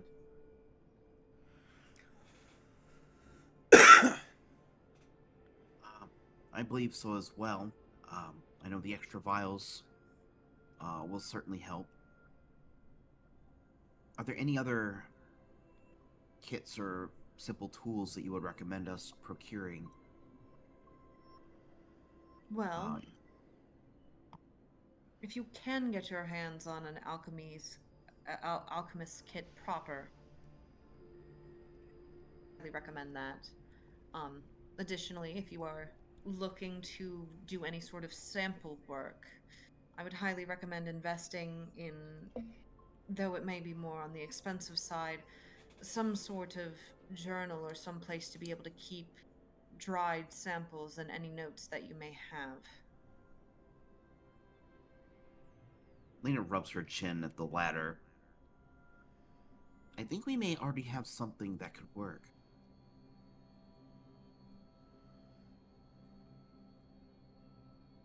Do you have any recommendations of where to get maybe that alchemist kit?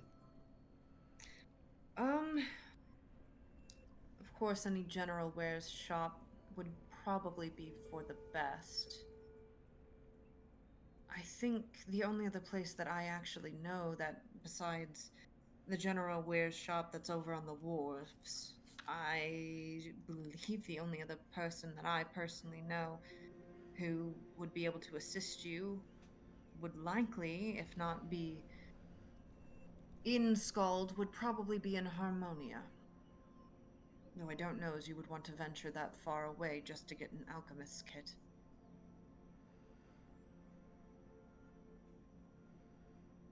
Lena just turns a little pale at the comment. Of course, not going that far for an alchemist kit would be folly. Hmm.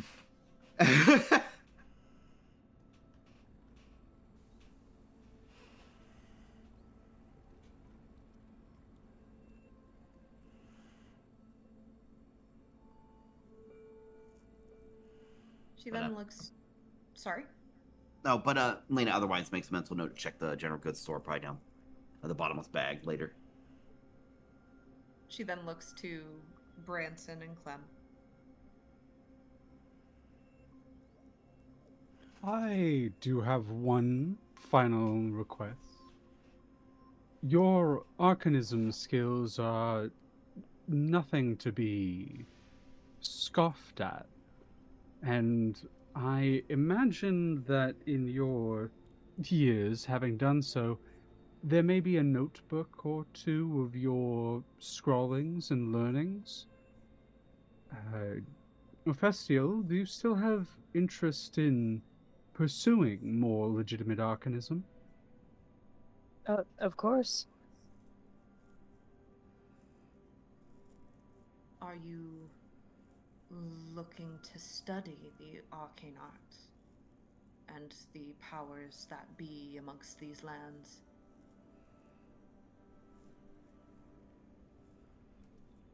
Festival, I believe if anyone could figure it out, it would be you. Maybe, if not to use them, to at least understand them. To use is to understand, my friend.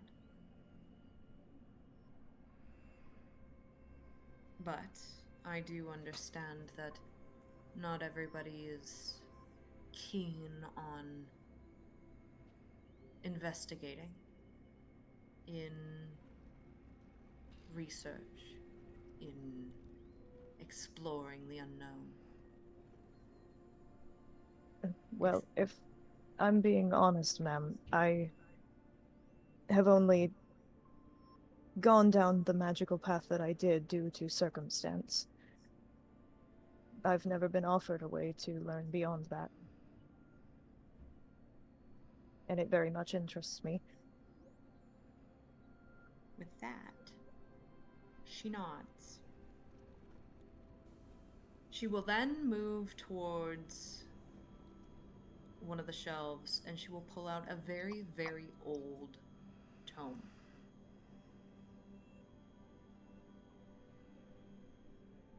Well, I am not too keen, always, on simply parting with the knowledge and the things that I have locked away in these walls. If you seek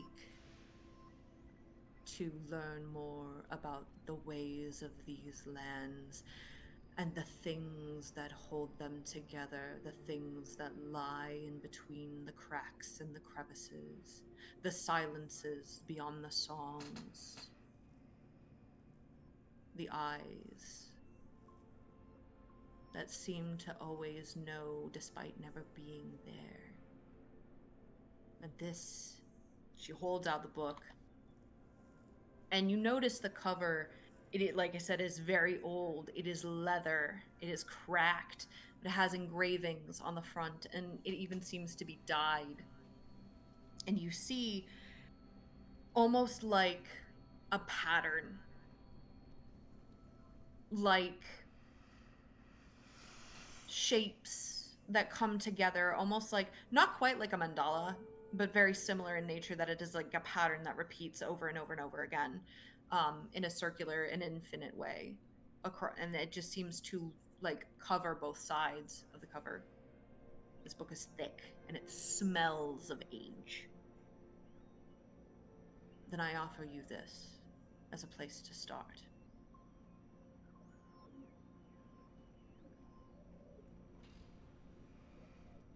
He will very graciously take it from her.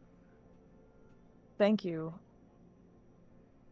Really, is there anything we could do in return for you for all of your assistance? There are a few things. I am deeply and profoundly interested in understanding the ways of the mists and the powers that be. There are rumors. I've heard stories even of the mists here, those specifically that interact with the water interacting differently than those that simply creep amongst the forest. Something different, the way that it interacts with the water. I also, to be transparent with you, am searching for a lost history.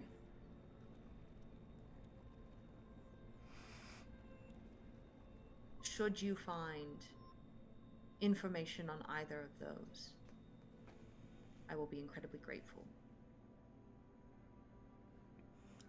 Well, I can offer you one right now.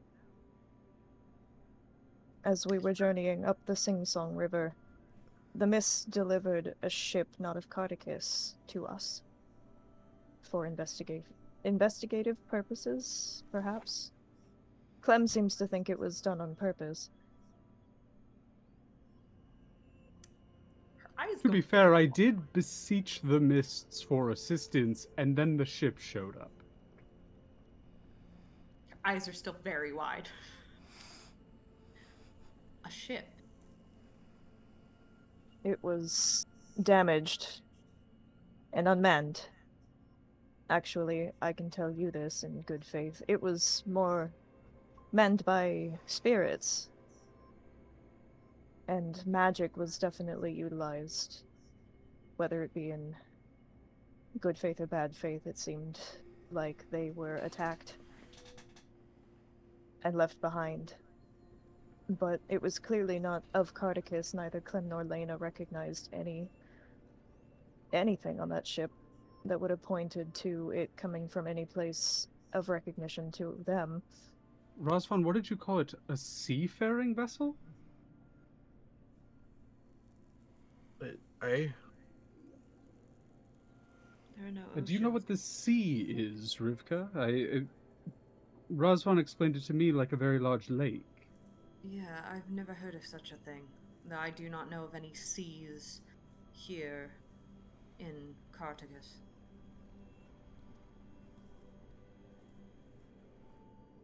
I don't suppose you couldn't be referring to Tragedy Stage, would you? No, that's not a sea, that's a lake. As is the Lost Muse.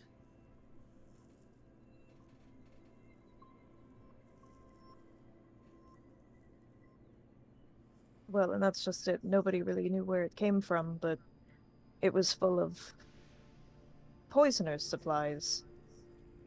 It was a crew of researchers and poisoners that manned that ship, but they were all gone when we arrived. I'm not one for sea dwelling, so to speak, or river dwelling.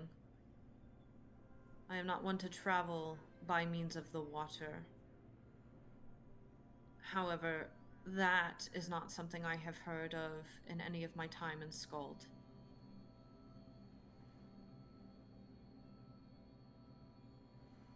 Most of the ships and the boats that travel down the Sing Song River and or into the Cauldron are merely fishermen or traders.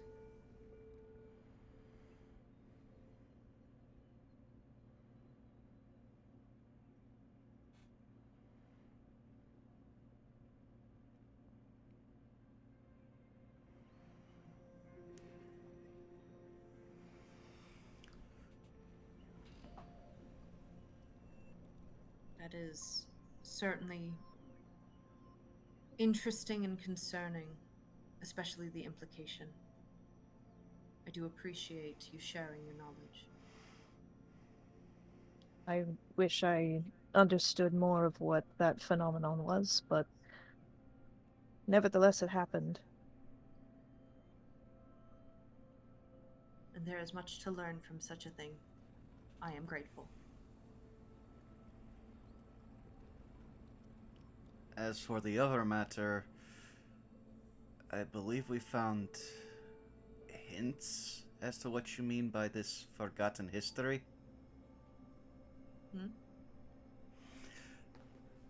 Above game, who has the notes that we found from those two, from first the stump hollow that had the grave in it, and then the notes from that same grave that's translocated through the mist at us while we were on our way to Skald?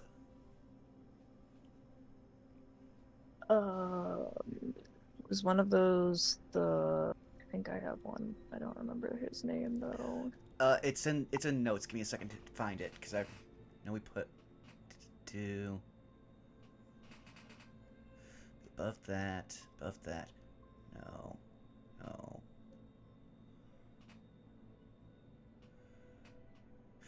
Hector Greythorn.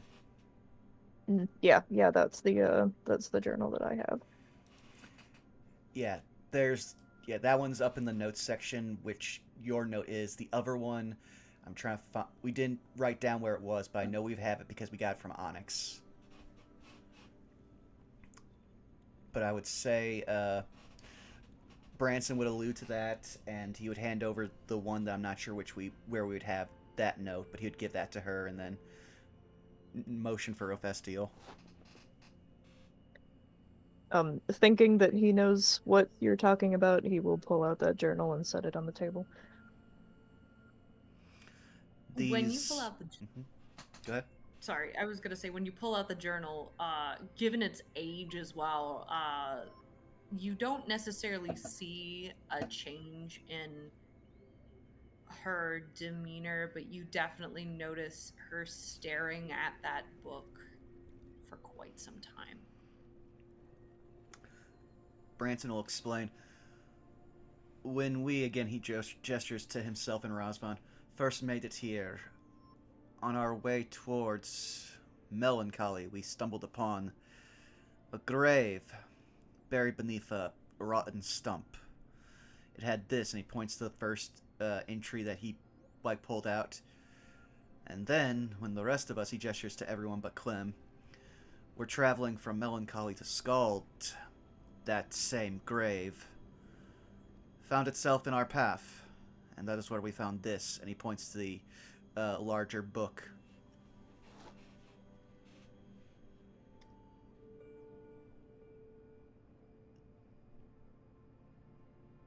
There is a moment where, without even opening it, Rivka looks from the book to Ephestiel. Have you looked through this? Just one page so far. Consider it an inkling. But I think you should finish it. What you can, anyway. And then, when you are finished, return this to me. I'm very interested in this, Ephestiel, do not get me wrong. Branson, do not get me wrong. This is quite the offering that you have for me, and I am undoubtedly, indubitably curious. However, consider it a gut feeling. Rivka has not broken eye contact with you, Ephestiel. And for a moment, you're not even sure this woman is blinked. There is something here. There is something at work. And it involves you.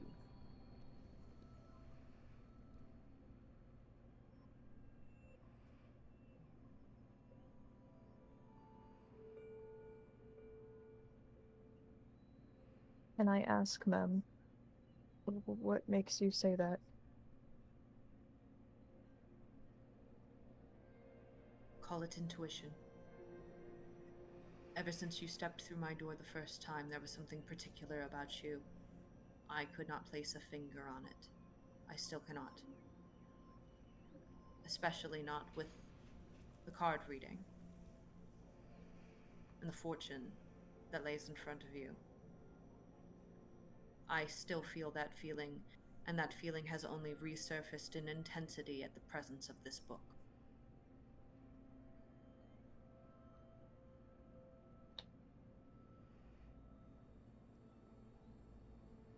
It appears, Rivka, you have found a much more fascinating pupil for you to dote on now. Perhaps. I hesitate to jump to any conclusions at this point, but it is possible. Anything is possible at this point.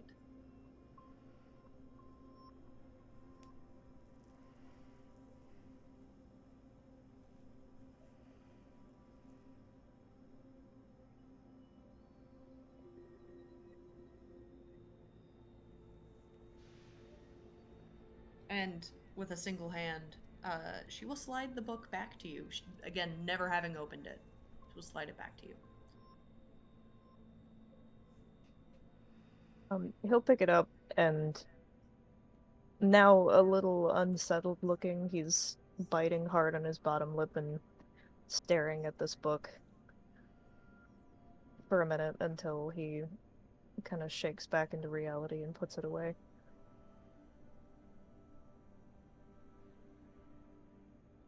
Should you learn more, or should you find yourself stumped and needing guidance, you know where to find me. My doors are open to all of you.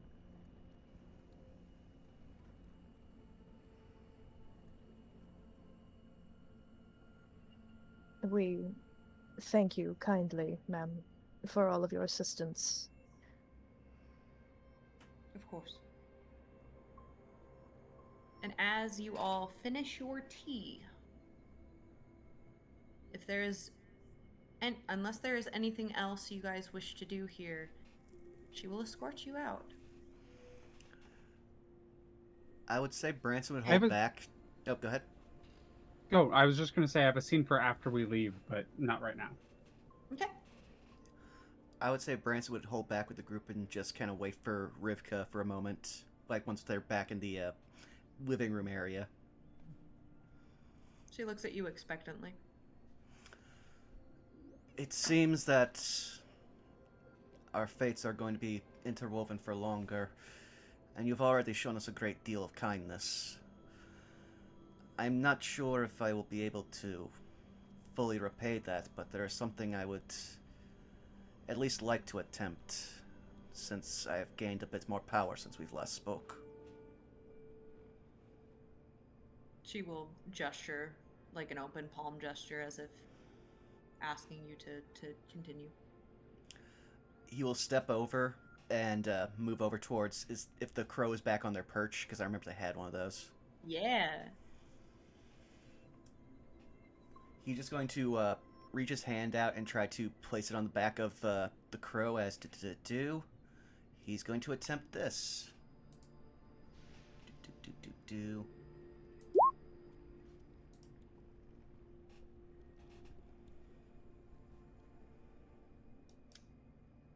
What does it look like when you cast this spell?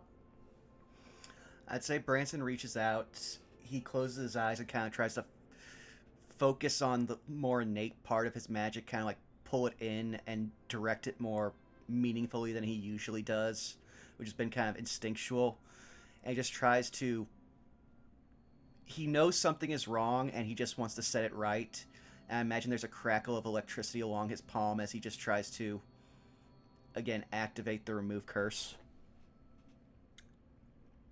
Your lightning surges,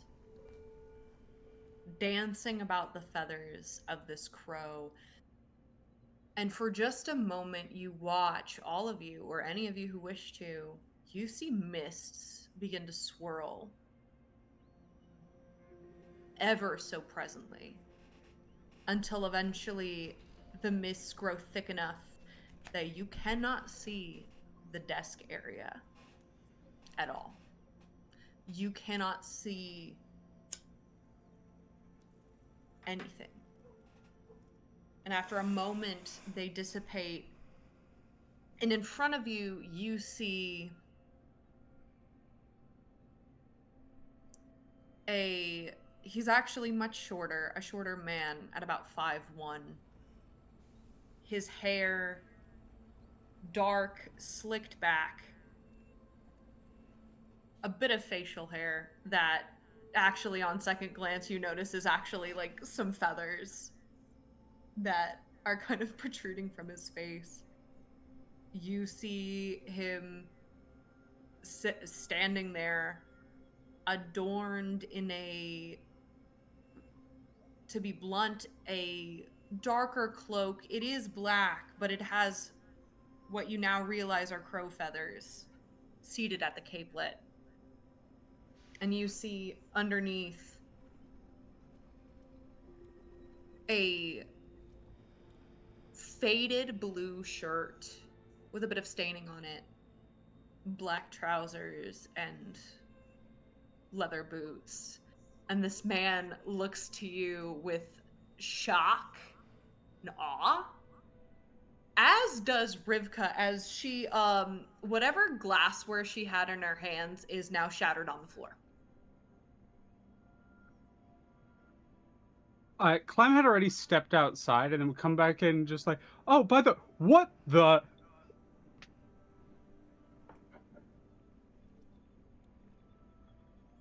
Mostly joking, by the way. Continue saying, I apologize. No, you're good. You're good. As you peek your head and say, what the man looks between you, Branson, and Rivka, and Branson and Rivka.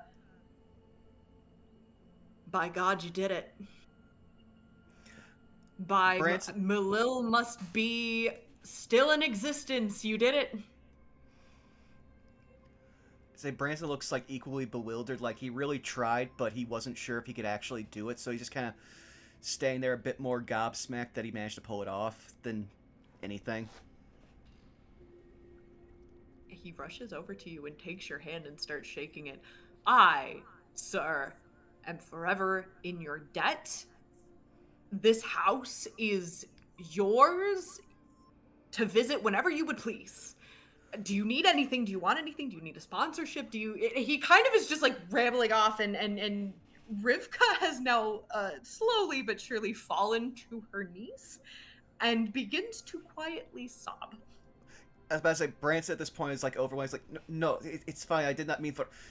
Go to her. As he just like starts trying to like forcibly turn the man towards his wife. Right, yeah. Absolutely. And he goes, right. And you see the two of them begin to have a very heart-wrenching moment together. A reunion not expected. Sort of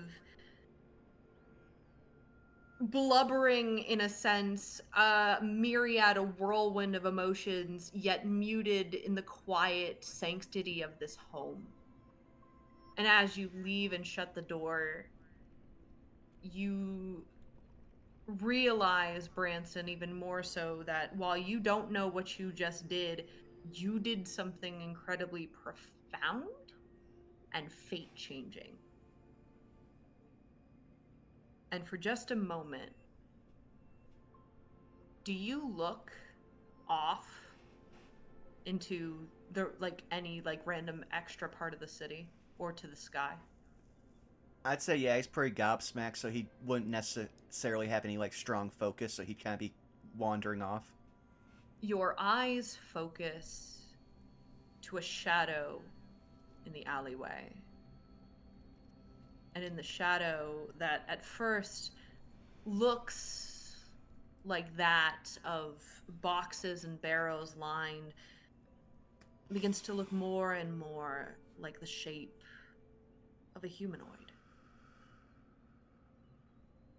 And for a moment, you blink, and from the shadow, the crease of a smile tears through the shadow, clearly aimed in your direction, before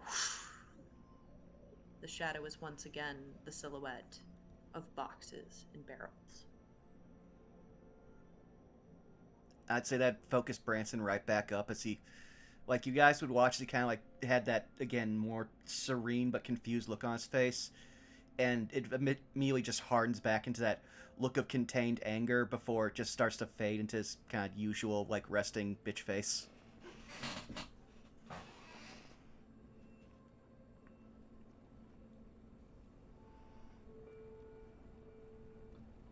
Bronson, what did you do? What was that? Like, I had only just spoken with. Is that Rivka's husband? I believe so, yes.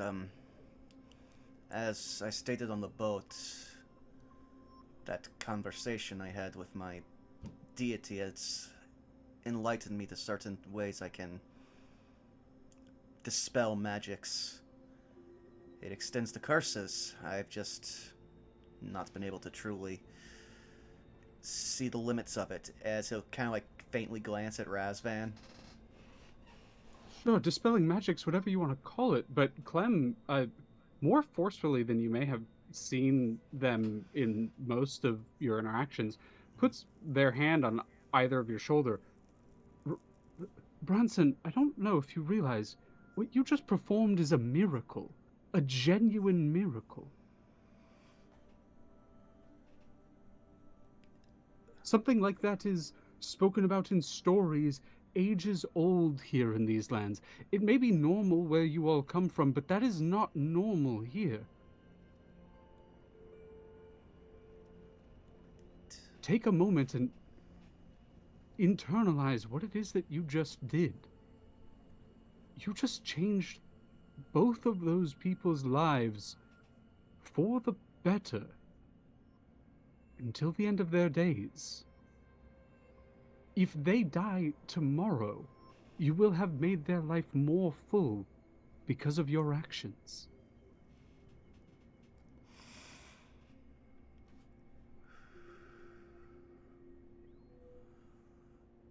Branson will for a moment, like, let you'll see the words sinking in, but then he'll kind of go back to his regular kind of gruff expression. Just be like,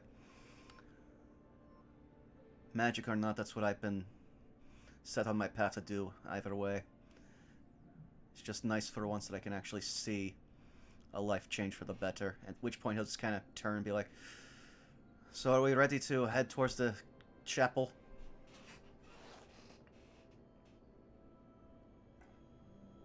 I believe so.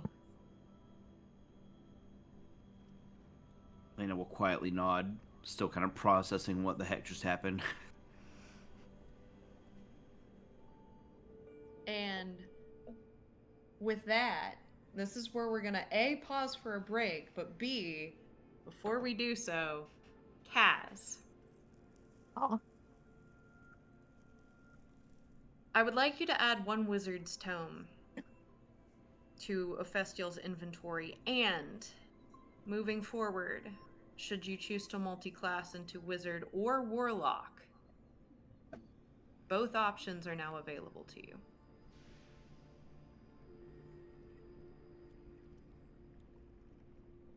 Cool. And with that, Oh, damn. stretch your water and drink your legs.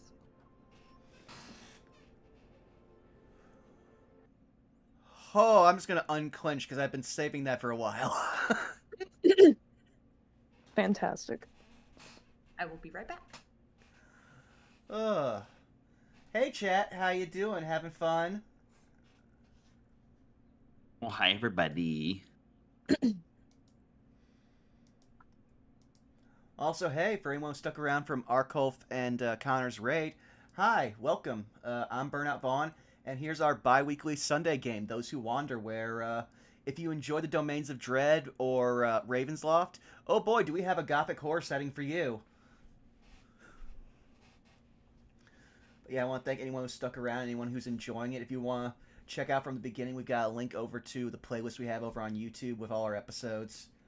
But yeah, no, it's been a minute. I may have realized like 2 days after our last session that I could actually possibly do that after remembering that we were going to go to Rivka. And I just like literally made a note to like not forget in bold letters in our little Branson tab that I've got.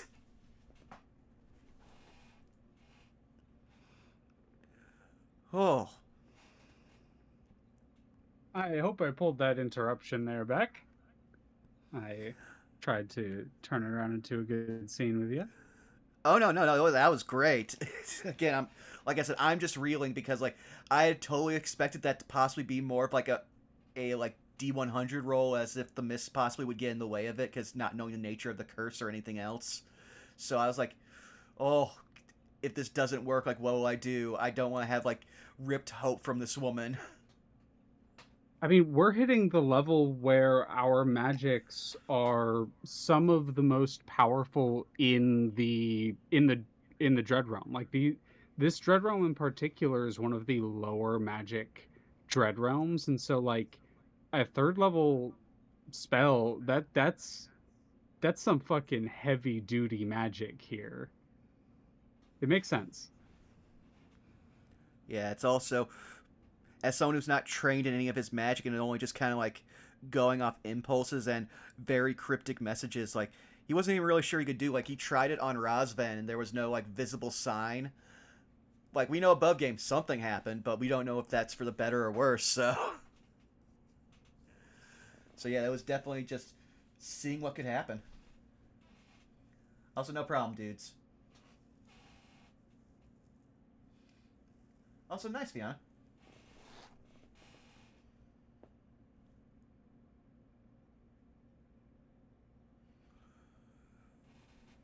Whew.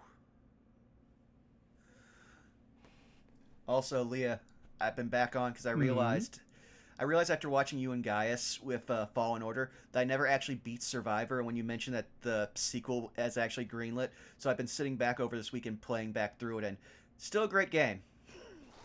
Fucking amazing game. I fucking love that game so much.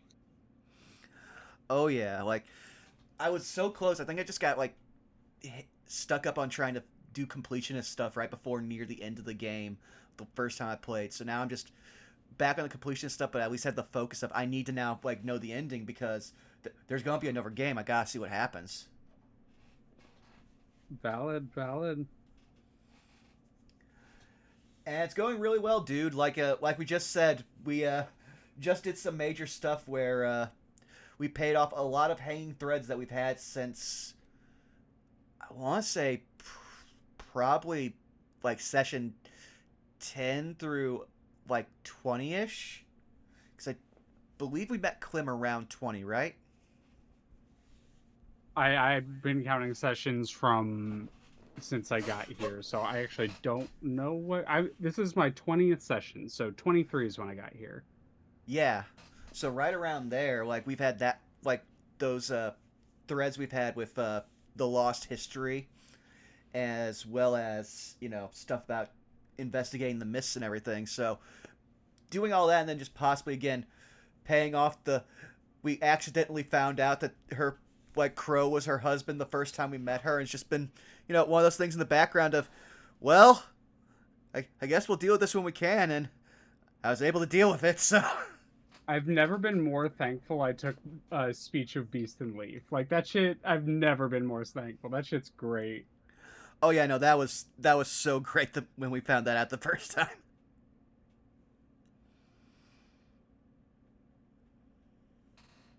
Also, points at you, Kaz. I'll get you when we come back from the break. Yeah, I was gonna give you that open up giving you that moment, but I wanted to make sure we got a break in here. Oh no, yeah, of course, makes perfect sense. But yeah, with Sarah's back, I will step away for at least one moment to use the restroom. I'll be right back. Oh, my legs. He's gone. It's our stream now. You ready for this? Ooh, crisp. Good shit, good shit, good shit. I was also gonna say, because I stepped away, but I was able to hear. No, I really actually appreciated the bit that you added with Clem there. Good. I was a little bit like, oh shit, no, I definitely stepped in a little bit too goofy there. I've been practicing for the Paper Mario game, so I've got Bit City on my brain, so I'm trying to reel that back a little bit. Yeah. But the bit that you added at the end, though, that was yeah. Thumbs up, thumbs up. Thank you. I tried to go, okay, I interrupted, now I gotta do something with this. And I think it worked. I think it worked really well, especially hammering home the bay, like you said, about this being a low magic setting, because you're absolutely right. Yep. Magic, what's that? Exactly, magic, what's that? I'm back, and now I will also ask if you're ready. Oh. Just not sure my mic picked it up. I also cracked a cold one. No! I didn't hear. Oh, so sad. Chat should have heard it, hopefully. But yeah, I'm back from being sick, so I could finally trust myself with having some caffeine, so I'm enjoying it right now. Nice. What you got? Just my usual NOS. Nice. Yeah. Now it's only like physical tiredness that I have. I'm just like, yes, let's get a little bit of that energy back after all of the work this week. Bubba said he heard it and it was glorious. Nice.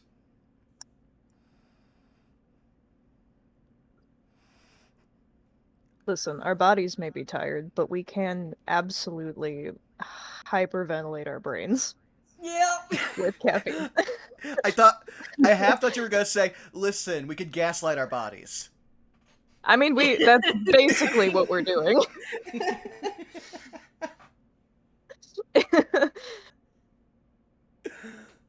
We're just pretending everything's okay. Yes, millennial status quo, I get you. Sagely. But how's it? Yes. But how's it feel to have all the multi-classing opportunities at your fingertips now, Kaz? You know, the funny, like, did I consider it? Not even a little bit. But it is there, Yeah. and It sure I is. will mull it over. It is truly for your information for those in the call. It is truly a no pressure thing, but Oh, I yeah. do always love when like players unlock reason in story for multi-class to exist. Yeah. Yeah, and if anything, he's just really fucking nosy, and all he knows how to do is learn shit. So, like, Nod, nod, nod. it's kind of just a, like, this is impulsively what I do when knowledge is presented, especially Right. cool shit like magic, because, again, low magic setting came from a low magic setting.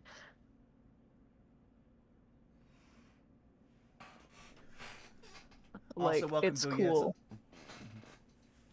Oh yeah, sorry to interrupt. No, you're good. I was done.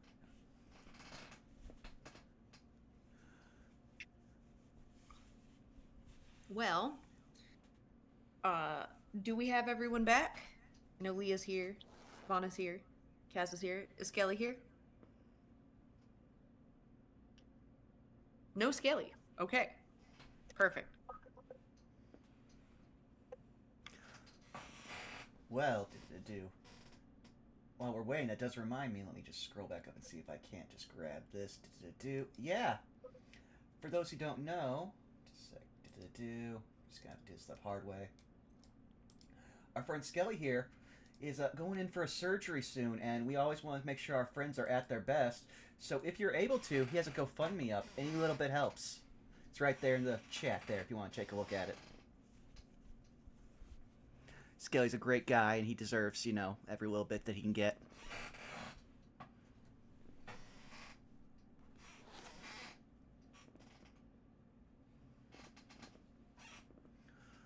Ooh.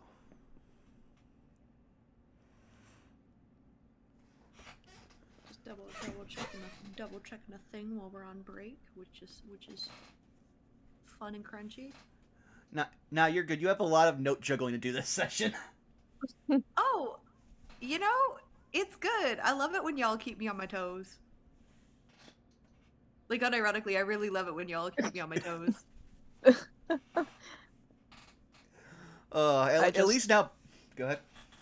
No, I just picture Saris with, like, about 20 notebooks spaced out across their desk, and the second somebody mentions something they don't know, they, like, push up their glasses and they do, like, the white anime-style fling, and then it's like, Yeah. we're locking in. Hey, Kaz. Am I right? Get out of my house. I said I'm in your walls. Yeah, we started with that. Yeah. I opened with that. That's on you, dog. What do you mean? What do you mean you could just, you know, see everything in front of me? We share a brain cell. So This is true. I This is caught a very true. glimpse. Yeah.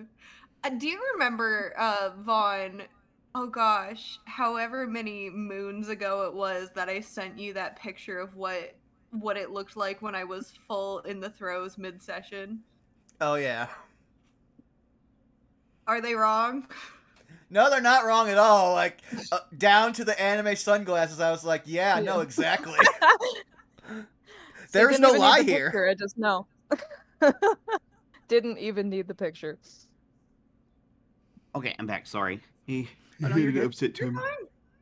Welcome back. Thank you. I had to fist fight the bathroom demons. Did you win?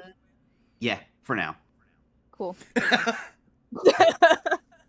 The battle was won, but not yet the war.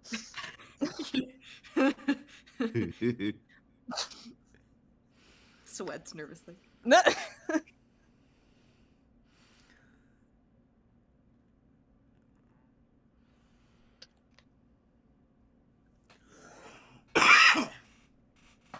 You don't want to know what happens when you lose, Booyah.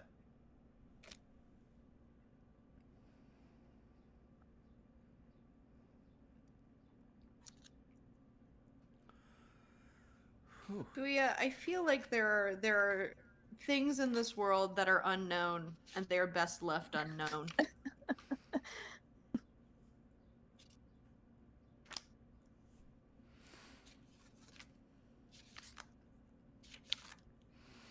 The ones who learn don't live to tell the tale.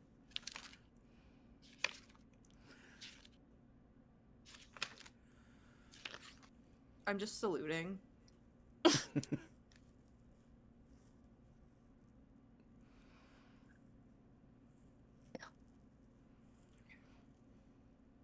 Apparently, Okay, there it is. I was like, apparently I can't figure out where I put the notes that I'm gonna need for the next scene. Found them. Oh. Also, again, I'm still slowly processing everything that just happened and, like, just kind of fanning myself. But I just remembered also paying back off the fucking smiling shadow man that I've been wanting to turn back around on for, like, at this point, 3 years? Not 3 years, no, it's been a year and a half. Confusing all my different games. Smiles. Yeah, that's the problem. He's still doing it.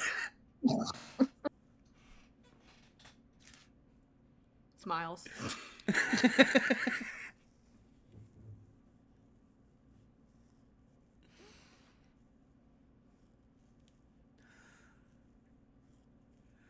Oh, I miss this. I am having a good time. Yeah. Be seen. All right. Roll call. Leah, you here? Yo.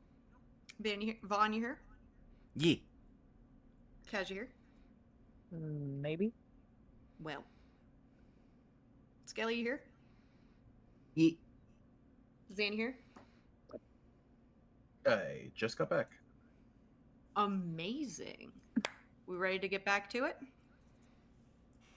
Yeah. Yeet. Alrighty. We reopen with Clem. Clem, I think as we're just making our way out of Rivka's, would just turn to Ephestiel and sort of chuckle a little bit and then say, well, it seems as though we are now peers under her tutelage. Unexpected for sure, but I'm grateful for it. I am as well. It will be nice to have someone to think alongside. Lena, you as well are also now, I believe, under her tutelage. I am definitely But, interested in the alchemical arts for certain after what we came across. As are we all, I am sure. Though, Festiel, I did not wish to insult Rivka while we were there, but I did notice that you stated that you are not as skilled as she. Well, that may be true now. I would like to deny that mindset of yours. I do believe that you most definitely have the potential to be as skilled, if not more, of an arcanist than she. I do appreciate that sentiment. And like I said back in there, I am only studying under a druid. Well, I studied under a druid because that's the opportunity that was offered to me. And I haven't had any other avenues of learning magic. I've been able to do magic for, well, as early as I can remember. So, I just couldn't tell you what kinds or if I was meant for a different path. So that's why it intrigues me so much.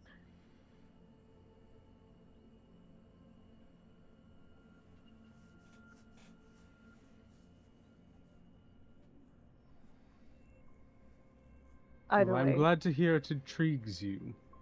Either way, what? Well, it's just nice to be able to learn from someone again. And to have people to study along with. if you so choose to.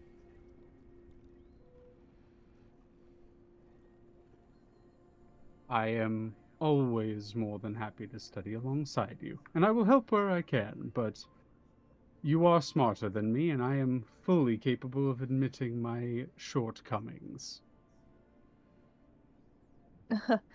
uh, thanks. But really, knowledge is only a matter of study and time. It requires the mental mind to be able to study in the first place, something not everyone is skilled at. Or perhaps just not patient enough for. What's the difference? Um, Either we should get going if you wanted to check on your home before we turn in I for the. merely wanted to check in on the head of the church. It's a rather pretty place, and you're welcome to say hi as well, but I mean it to be a swift stop. If you wish, or if you all wish to head down to the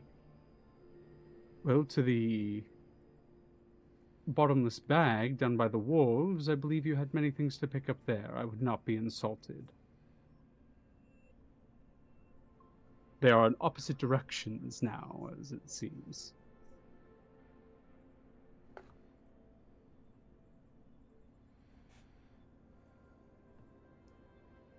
Is it getting late by now? Not super late. It's like starting to get to be about dinner time. The sun is definitely in the process of setting over the horizon at this point. Though the clouds above in its overcast, right, made it difficult to really kind of tell.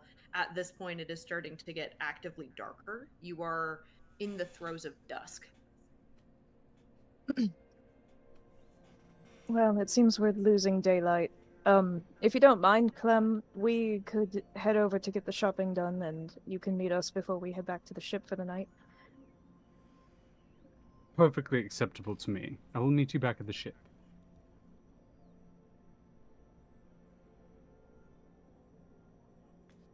So for just the sake of things, the rest of the party, the four of you, you are all heading over to the bottomless bag, and you, Clem, are heading to the Temple of the Old Song.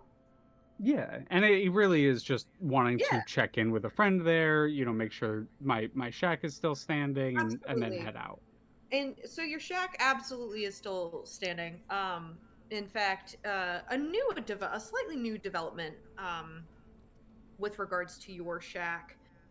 It seems while you were gone, somebody, and by somebody, it is the groundskeeper of the temple, actually gave you some, shall we say, a little bit of patchwork upkeep.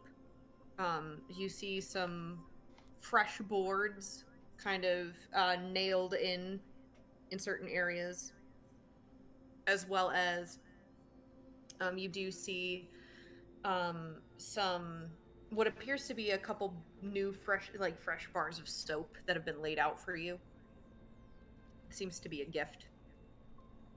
I would grab one of the bars of soap. I would also seek them out and offer them my thanks. And I assume like we have like a very good relationship between the two of us, being like the groundskeeper and the gardener. The two of us are very Mm-hmm. amiable with each other. So there's that sort of back and forth, and I thank them very much. I ask them if I can pick them anything. Like, we do the whole like neighborly Yep, thing. absolutely. The only other thing to note is that there seems to, with the Temple of the Old Song, there seems to be some talk about an increase of activity. Seems like some people, I should say, more people than usual have started popping into the temple, and of course, they are starting to make their usual preparations for some Meister Singer related event that's supposed to be happening down the line. But this you recognize is all par for the course. It's all routine. With of course, with the exception of the new the increased amount of faces, the new faces that does strike you a bit. But otherwise, it is a very quick, very brief, but also a very warm reunion that you have with the temple. And as we pan over, resuming at the wharves, the first thing that I will note as I switch music here to my my quartet, we enter the docks with still the same commotion as before.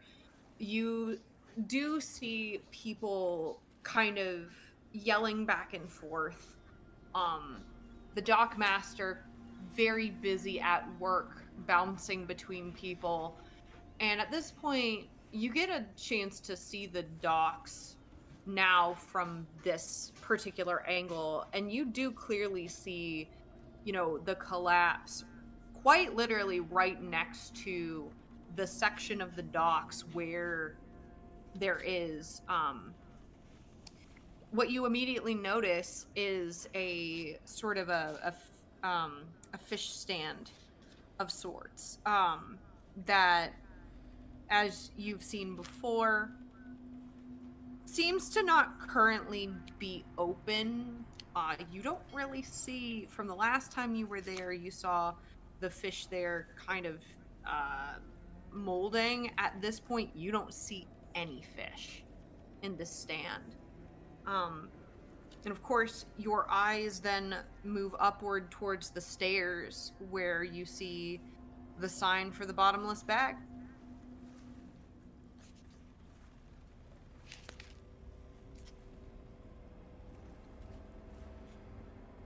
It may be good to pick up anything else that we may think that the vessel may need as well. Fishing rods, nets, any kind of container that may be helpful. So ingredients, if we're able to cook for ourselves on the ship, we don't have to rely on rations. I'd plan to As pick well. up a ship's-right set.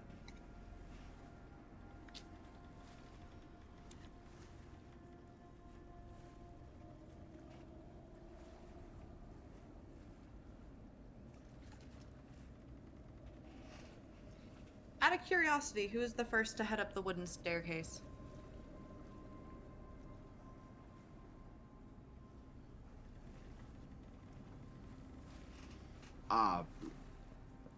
Considering what's going on with the cult and stuff, probably not Lena. She will probably hang back and be one of the later entries. Similar, Branson would hang back because Branson scares people all the time, and so he's just gonna be like the last one to walk in.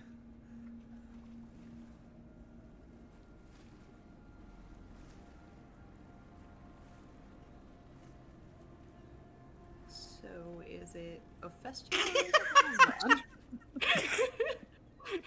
Festival's the one who wants to go there, so it makes sense. Okay. No, you guys, at least Lena wanted to go here. No, it's Festival. I'm facilitating. This is the price of being captain, man. Everyone's just like starting to try and like shove each other Like, forward first. If I could see all of your eyes, they would all be staring daggers at me right now. He does linger a little bit, kind of looking at what's going on at the dock. But then looking up at the sky, seeing the sun slowly start to...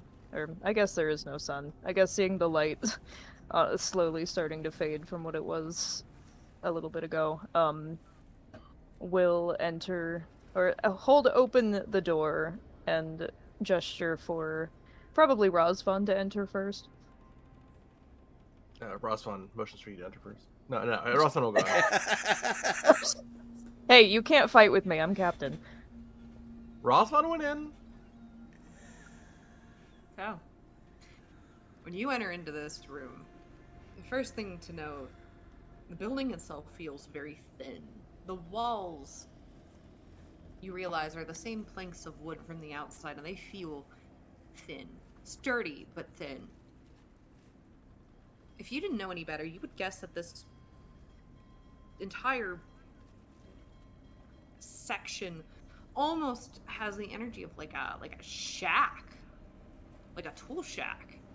And yet somehow, despite the sort of shabby almost feel to it, you don't see any signs of decay. You also don't see any signs of like poor structure. There are no obvious holes in the ceiling, nor are there any sort of cracks. The wood might be a little warped, but if that's the only issue, I mean, that makes sense considering where it's located. You do notice, differently though than some of the other buildings, that there appear to be iron frames. A structure holding the walls together and also holding the roof paneling together. Immediately, you notice a bunch of shelves along the wall, solid planks of wood that are being held up by what appear to be almost like iron racks jutted out from each wall. You see a couple of tables here and there, a couple of counters and cabinets. You see a singular cupboard. And, notably speaking, you see a door, two, actually. Both on the back wall. Though you don't necessarily know where they go to. The last thing that you notice, and this strikes you particularly as odd, is unlike, say, for example, Li Chi or Rivka, who you've been to their shops. It's same with actually, same with the other shop, the blacksmith shop, and I am currently blanking on its name, but immediately will remember in due time because that's how this works. All of them had like desks, trading desks, to be able to do, any sort of documentation, any sort of contract work. You don't see one of those here.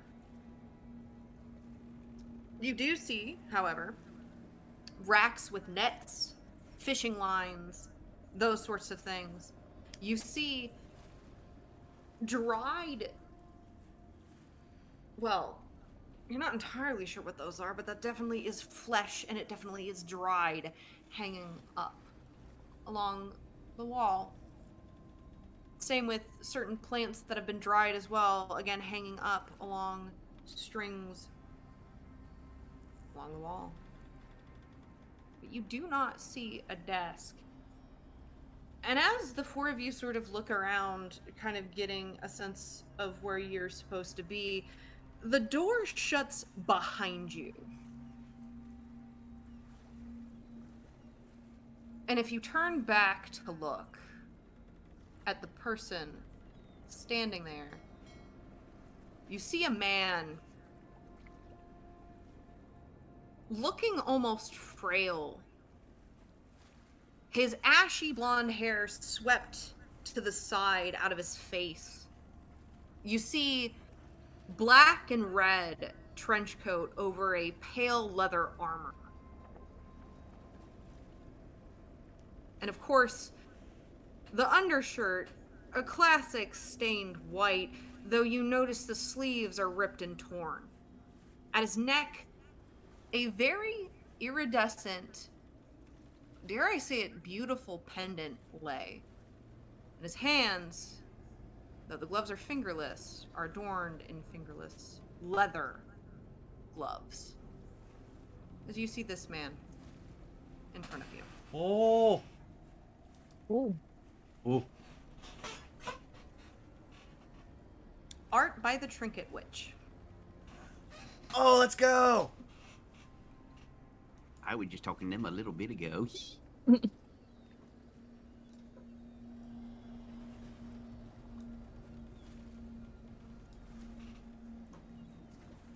How can I help you?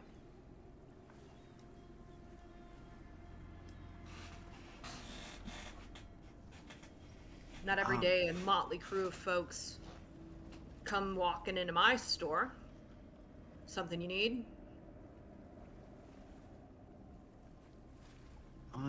Yes, Lane would say out of the group.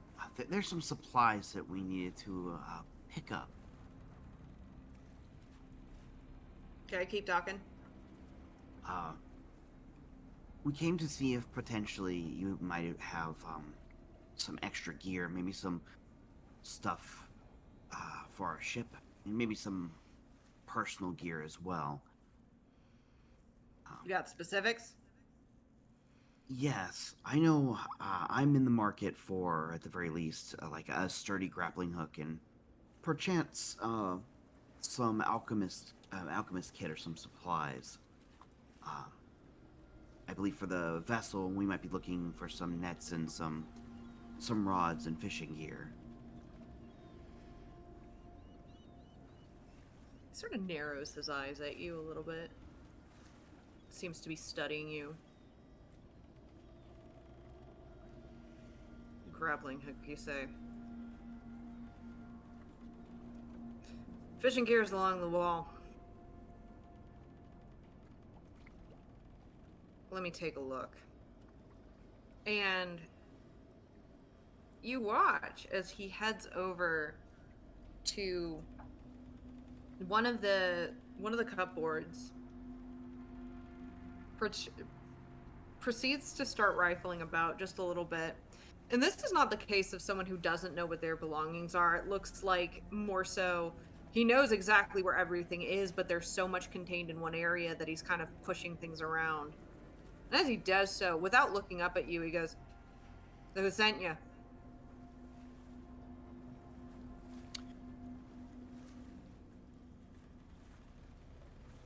Ooh, give me a minute. If I remember right, I believe when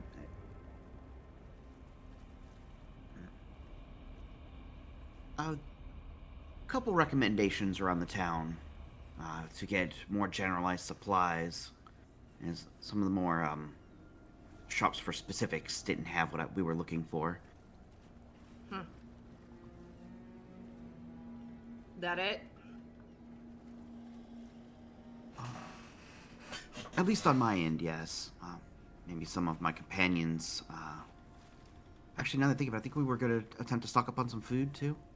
Some, perchance something to cook with. Maybe some long-term food, preserved foods. What kind?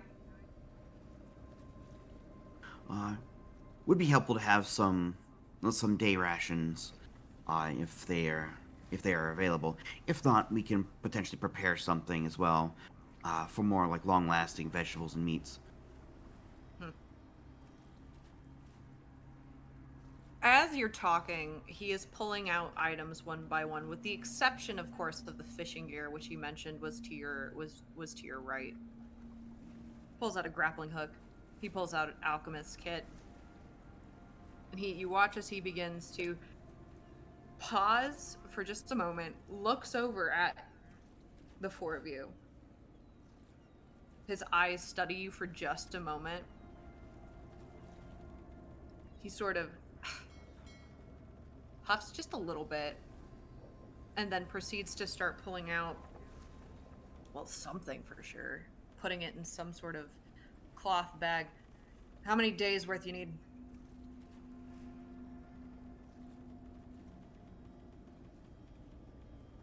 She considers a moment, and the amount of gold that she has on her. Rations, 1 day worth. Do you have, by chance, I know this might be a good bit, 20 days stock? He kind of takes in a breath for just a minute.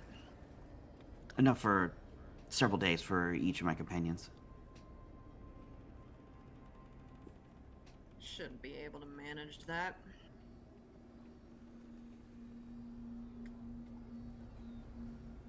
Anything else you need at this point? Did I forget something? You've got what? The grappling hook, and he's putting it now in this bag that he's about to tie off. Grappling hook, you need alchemist's kit, you need food. He pauses, looks over to you. Did you pick what you wanted yet? Yes, and she would be picking some objects, some of the fishing gear off the wall. Lena would be trying to purchase 3 sets of fishing tackle, Okay. which I believe are 1 gold each, if I have this right. Yes, correct. And combined with the alchemist kit, the 10 days, the 20 days of rations, grappling hook. I believe that totals to a neat 67 gold, if I have this right. Yes, it does.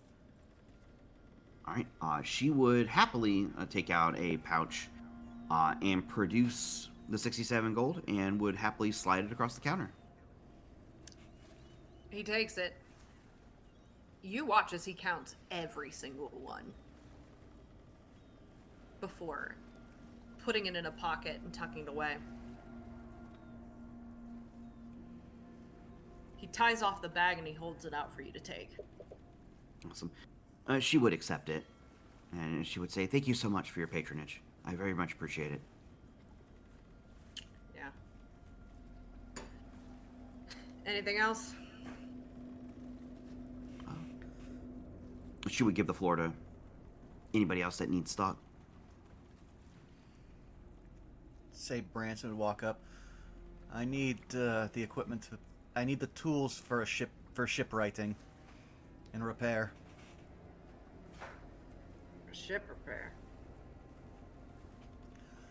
We Do need to you be got prepared. specifics in mind, or do you just need... Just the basic tools. We have nothing on our Okay. ship to repair if there's any damage. That we can work with. So I'm probably gonna want to give you... Let's see here. You're probably gonna want... Do you also need navigation tools, or do you just need construction? Above game, do we have navigation tools on our ship? I You don't have a think- spyglass, I and was you have gonna a map. say, I don't think we have any. Then yes, because I actually have navigation tools up here, because I was checking out if there was a specific tool proficiency for this. Then yeah, he would say that, no, we need navigation tools as well. I will pay for those. Okay. Then I can probably get you that'll work with you. I'll get you carpenter's tools. I'll get you, we'll go ahead and throw in a navigation set. I take it you got rope. Yes. Okay. How are your sails looking? Luckily undamaged.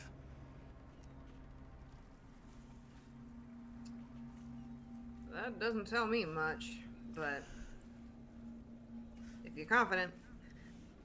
And he'll head over to, again, this time, a different set of cupboards, begins pulling things out, puts it together in a bag. It's kind of suspicious the way he does it, to be perfectly honest. He kind of just throws things in a cloth bag. All right. Putting everything together, that looks like that's gonna be, if I've done the math right, 25 plus 8, 33 gold pieces. Branson quickly just counts it out with like practice efficiency and pays it. Again, he counts every single one before pocketing it. Branson was raised by merchants. He has no shade for this. That it? That is all I need at the moment. And he just like gives a nod and just takes his bag and slings it over his shoulder. He looks to Razvan and Ephestiel.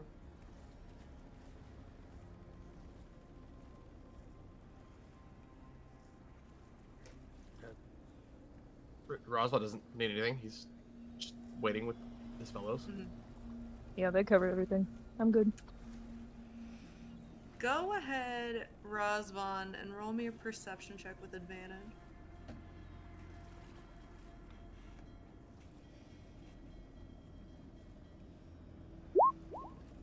Soft 20. It's faint. It's old. But you smell blood on this man.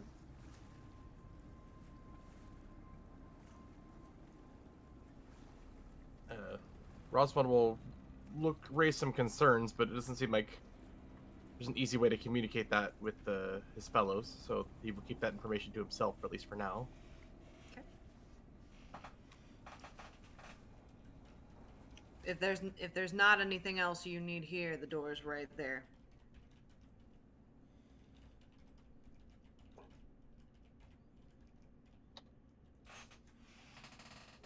Well, go on. Use it.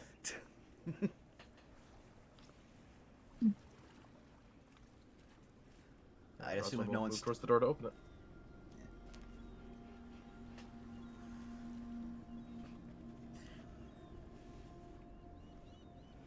All right. Well, the four of you leave, and before any of you get the chance to do so, the door shuts behind you.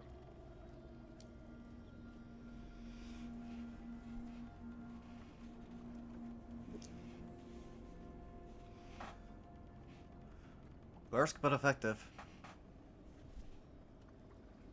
There was the scent of blood on them.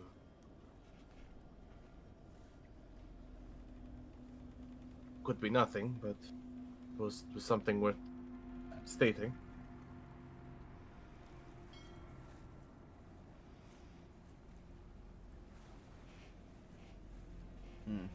Was it fresh? No. Something to remember. If I remember right, Lychee mentioned he could be an ally in regards to... He gestures at himself certain things, but with everything with the cult and some other things, as Branson's kind of musing back on having just seen, like, the smile in the shadows. Right now, it's not the time to be dividing our attention. We should stay focused. I would agree.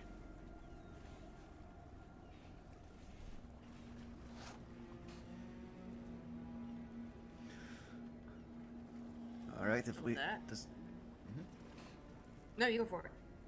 I was gonna say, Branson, go. Do we have any more need of? Do we have any more needs in the town, or should we head back to the wayfaring stranger? I myself have no need.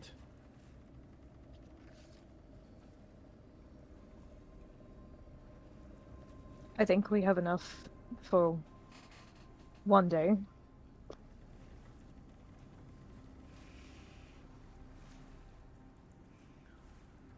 Alright, then I guess we'll start the process of walking back through Upper Skald towards the bridge and towards our docked dinghy. Yep. And I would guess, Clem, what are you doing whilst you were meeting them there? After, going to the church, having the interactions with the people I know, Clem would have like a moment of concern or two because they specifically don't trust the owner of the bottomless bag, but didn't, more than the warnings that Clem has already given previously, they didn't want to like affect that interaction, because I imagine more so than just like doesn't really trust them.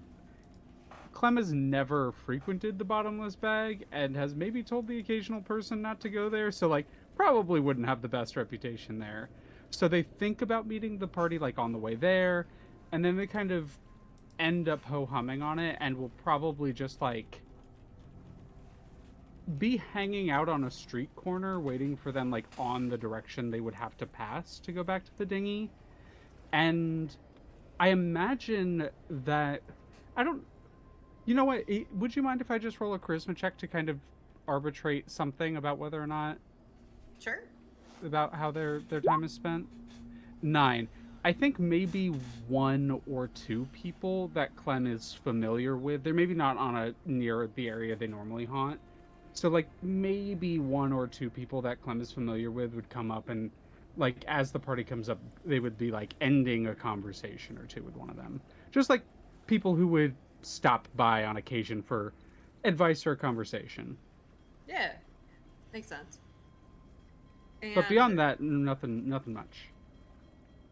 and I would say, both for time's sake and for the sake of um like logic's sake, I think the five of you reconvene at the toll bridge. I think that would make the most sense. Like on the Yeah, that way kind of to. is what I was imagining. Is like near there is where Clem would be hanging out. And you would know that in this particular instance, as you head your way down, they do not seem to stop you for payment on the way out this time around. They seem actually, as the five of you continue along your way, the guards seem to be a bit preoccupied at this exact juncture. Um, Seems that somebody brought a full cart with a couple of horses, and they're doing a thorough investigation and thorough inspection. You get the sense that not necessarily that you needed to be stealthy, but you could very easily just slip on by. It's amazing what people will let you get away with if you just walk confidently. So Clem will just do the like after you gesture as the party catches up with her. Yeah. And for time's sake, the five of you hop along your rowboat, push it out to the river. The cascading waterfall just thundering nearby. With two of you on the oars, you make your way back upstream towards your ship.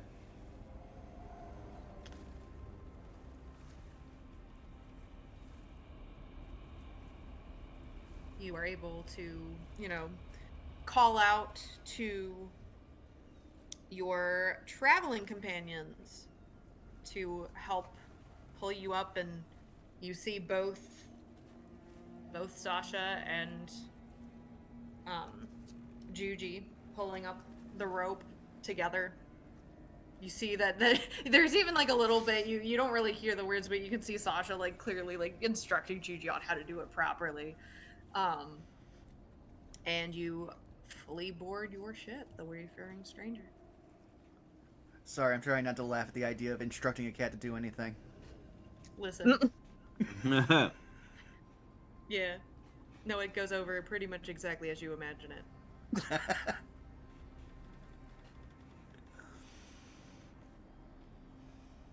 I see you've returned. Yes. Did you come across any trouble while we were gone? No, but we haven't exactly moved either.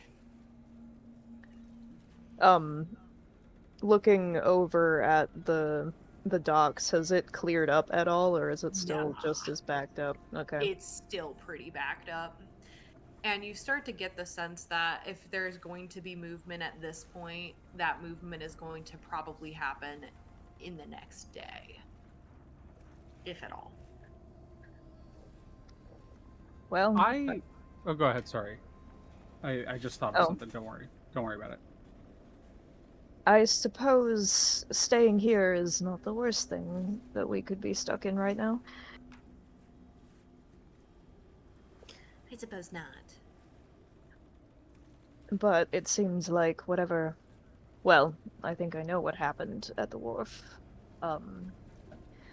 I do fear for the safety of the other sailors, but there's nothing we can do about it when they're all crowding the area. We'll just have to wait it out. Yeah, I can't truly say anything from our end. People on the ships in front of us and around us seem to have made themselves quiet and cozy on the river.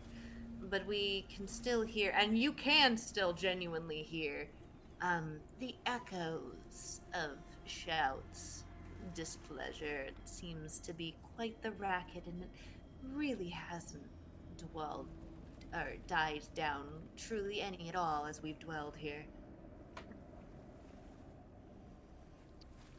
Well, I can imagine everyone who's planned on docking here today is quite upset. Quite. But nevertheless, we've got supplies, and we'll be able to stay here for as long as we need to. Well, that's a relief. Thank you for looking after the ship. Sasha, how are you doing? Well, if I am to be completely and terribly honest, there are only so many times that you can be the cat at cards. I suppose so. Maybe next time we'll try to get some more entertainment while you're waiting. Perhaps. I'll remember that next time. But you are relieved of your cat entertainment duties. Like If it you would was like... that bad. Would you mind helping us bring all the supplies downstairs? But of course. And they will hold their arms out, prepared and ready to take whatever it is that you want to hand them. Ophesio will gesture to whoever has been carrying all of the things, because he sure hasn't. Lena would remove the 3 sets of fishing tackle to like stock on the ship in case, they can fish for food or any other particular reasons that it comes with a net. Yeah.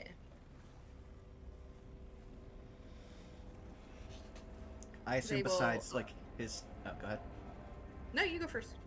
I was gonna say I assume besides like his own bag, like probably like carrying all the rations. Branson's got that on the other shoulder. Like once he's gotten it on board. Sasha will however you instruct them, they will start putting things away.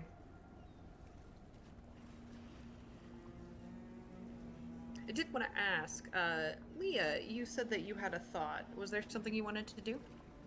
I appreciate you checking in. I did have a thought, and I want to preface this with like a totally okay if not.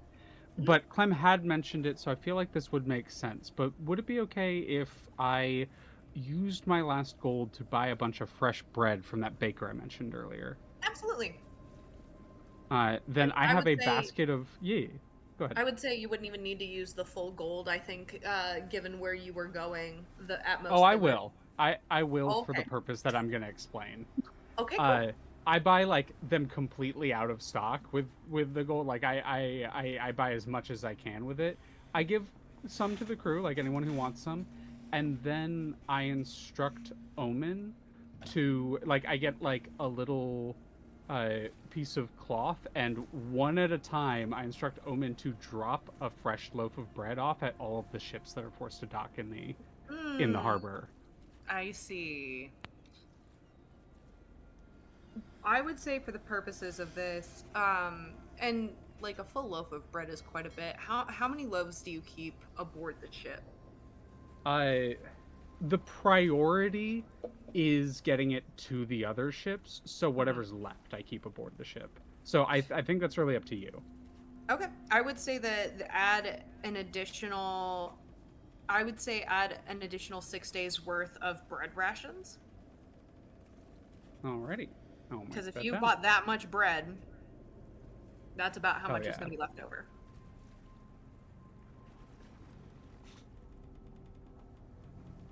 Hell yeah.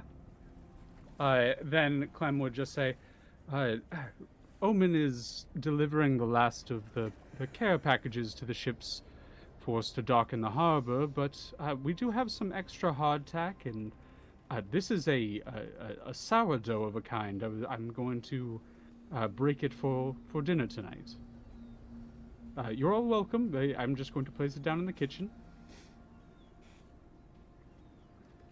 Thank you very much. Like that That means a lot, Clem. Of course.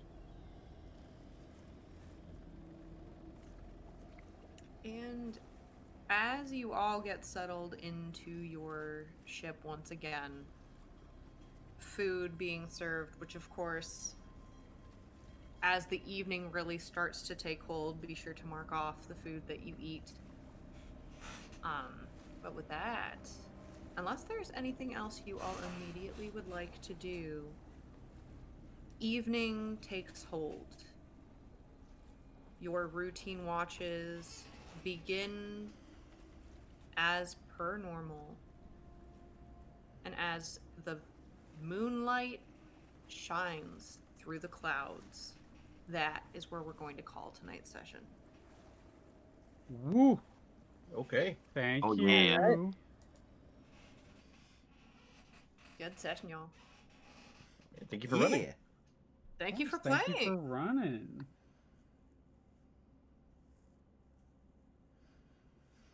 Quite a bit happened tonight. Oh yeah. For a downtime session, quite a bit happened tonight. You're Well, you know, telling me. I mean, No, literally, you we are need telling another me. like 5. Yeah, especially we just need 5 more plot threads. You know, just how it goes. Pick us up at the store. I was gonna say, are they plot threads, or are they additional threads tying into things that already exist? Eyebrow waggles. Yeah, I think we're starting to weave that rope together. Yup. Well, shall we start going around the horn? Sure. I'm gonna say because it's fun, and I have a wheel here. Zan. Hi, that's me. I already showed earlier, but if you want to see what I'm up to when I'm up to it, you check my blue sky at Xanil Scrum, where I post everything I do when I do it. But aside from that, if no one's told you I love you today, allow me to be the first. I love you very much. And thank you for spending your time with us. I will give the skull to Skelly. Ugh. Hi, everybody. My name is Skelly. You can find me at Twitch and Blue Sky under the same names. No foreseeable schedule for the future until at least middle of June because surgery coming up and I will be recovering for the next 2 weeks or so. I will, however, be on Punky's channel tomorrow doing some real fun stuff, including being very excited on showing people Minecraft. So look forward to that. That's, I guess, really it for me for now. I don't really have a lot to talk about. I will hand it over to Leah.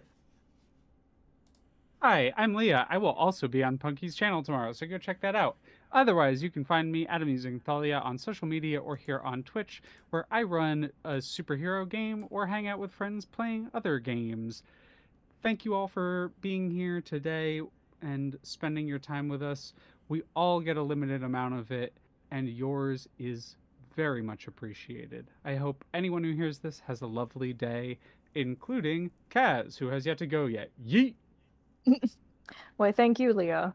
Hi, I am Kaz. You can find me on Instagram and Blue Sky at Catastrophe for cosplay stuff. You can find me at both those places at Sarcastic Vision for art stuff. I have made a couple of guest appearances on my buddy Wayne the Unknown's YouTube channel just recently. About a week ago, it was a video on cosplay contests, and it has yet to be posted, but either tonight or sometime tomorrow he will be posting one where we yap about Final Fantasy X for about 2 hours, which is really fun. So that is me. And who is left? Has Sarah's gone? Nope. I don't think so. Well, hello. You can find me all over the internet at TixDixel. But tomorrow, you can also find me over at Punky's channel celebrating their debut. Apparently, we are collectively in for a really fun time with a lot of really fun games. So I am definitely looking forward to that. Then On Saturday, we got doubleheader with No No Love War Extra and with the Lost and the Found. So come hang out. We're gonna solve some mysteries and potentially do a heist.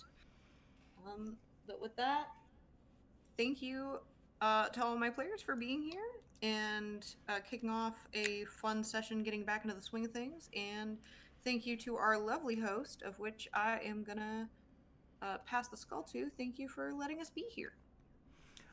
No, thank you. No, seriously, no, thank you for running. Aside from that, though, hi, you've already found me here at twitch.tv/BurnoutVaughn. You can find me on YouTube and Blue Sky Burnout Vaughn, over on Patreon at Burnout's Bar. Yeah, I will also be probably one of the people hanging out with Punky tomorrow, so keep an eye out. I might, depending on what we play, I might stream some on my end. We'll see what's going on as the mood takes us. But aside from that, you'll see us again when we come back for more No No Love War Extra, where we continue more of the devil. And oh boy, are we really getting into a mafia conspiracy. It's a great time. It's great being a mob lawyer. We only had one attempted assassination so far. I'm sure it'll be just fine. But aside from that, then also look forward to what's in the future, because I just realized I still have to figure out some other things coming up. There might be some return to Resident Evil 9 Requiem here in the next coming days, but we're still figuring that out. But with that out of the way, I see someone else who I know could use a raid, and I don't think we've ever raided on this channel, at least not in a good long while. So let's raid on over to Zito, who's working on some commissions. Heck yeah. Zidor. Yeah! Zidor. What should our raid message be?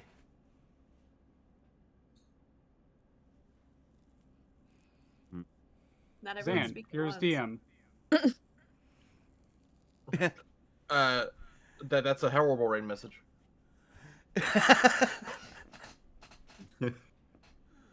You know, you're Raid right. message Damn. TM. Raid message Yeah, TM, raid okay. message TM. That's pretty love good. it. That's pretty good. Alright, thank you all for coming out. We will hopefully see you again in 2 weeks' time. Thank you, we love you, bye-bye. Bye. Adios. Bye. See ya.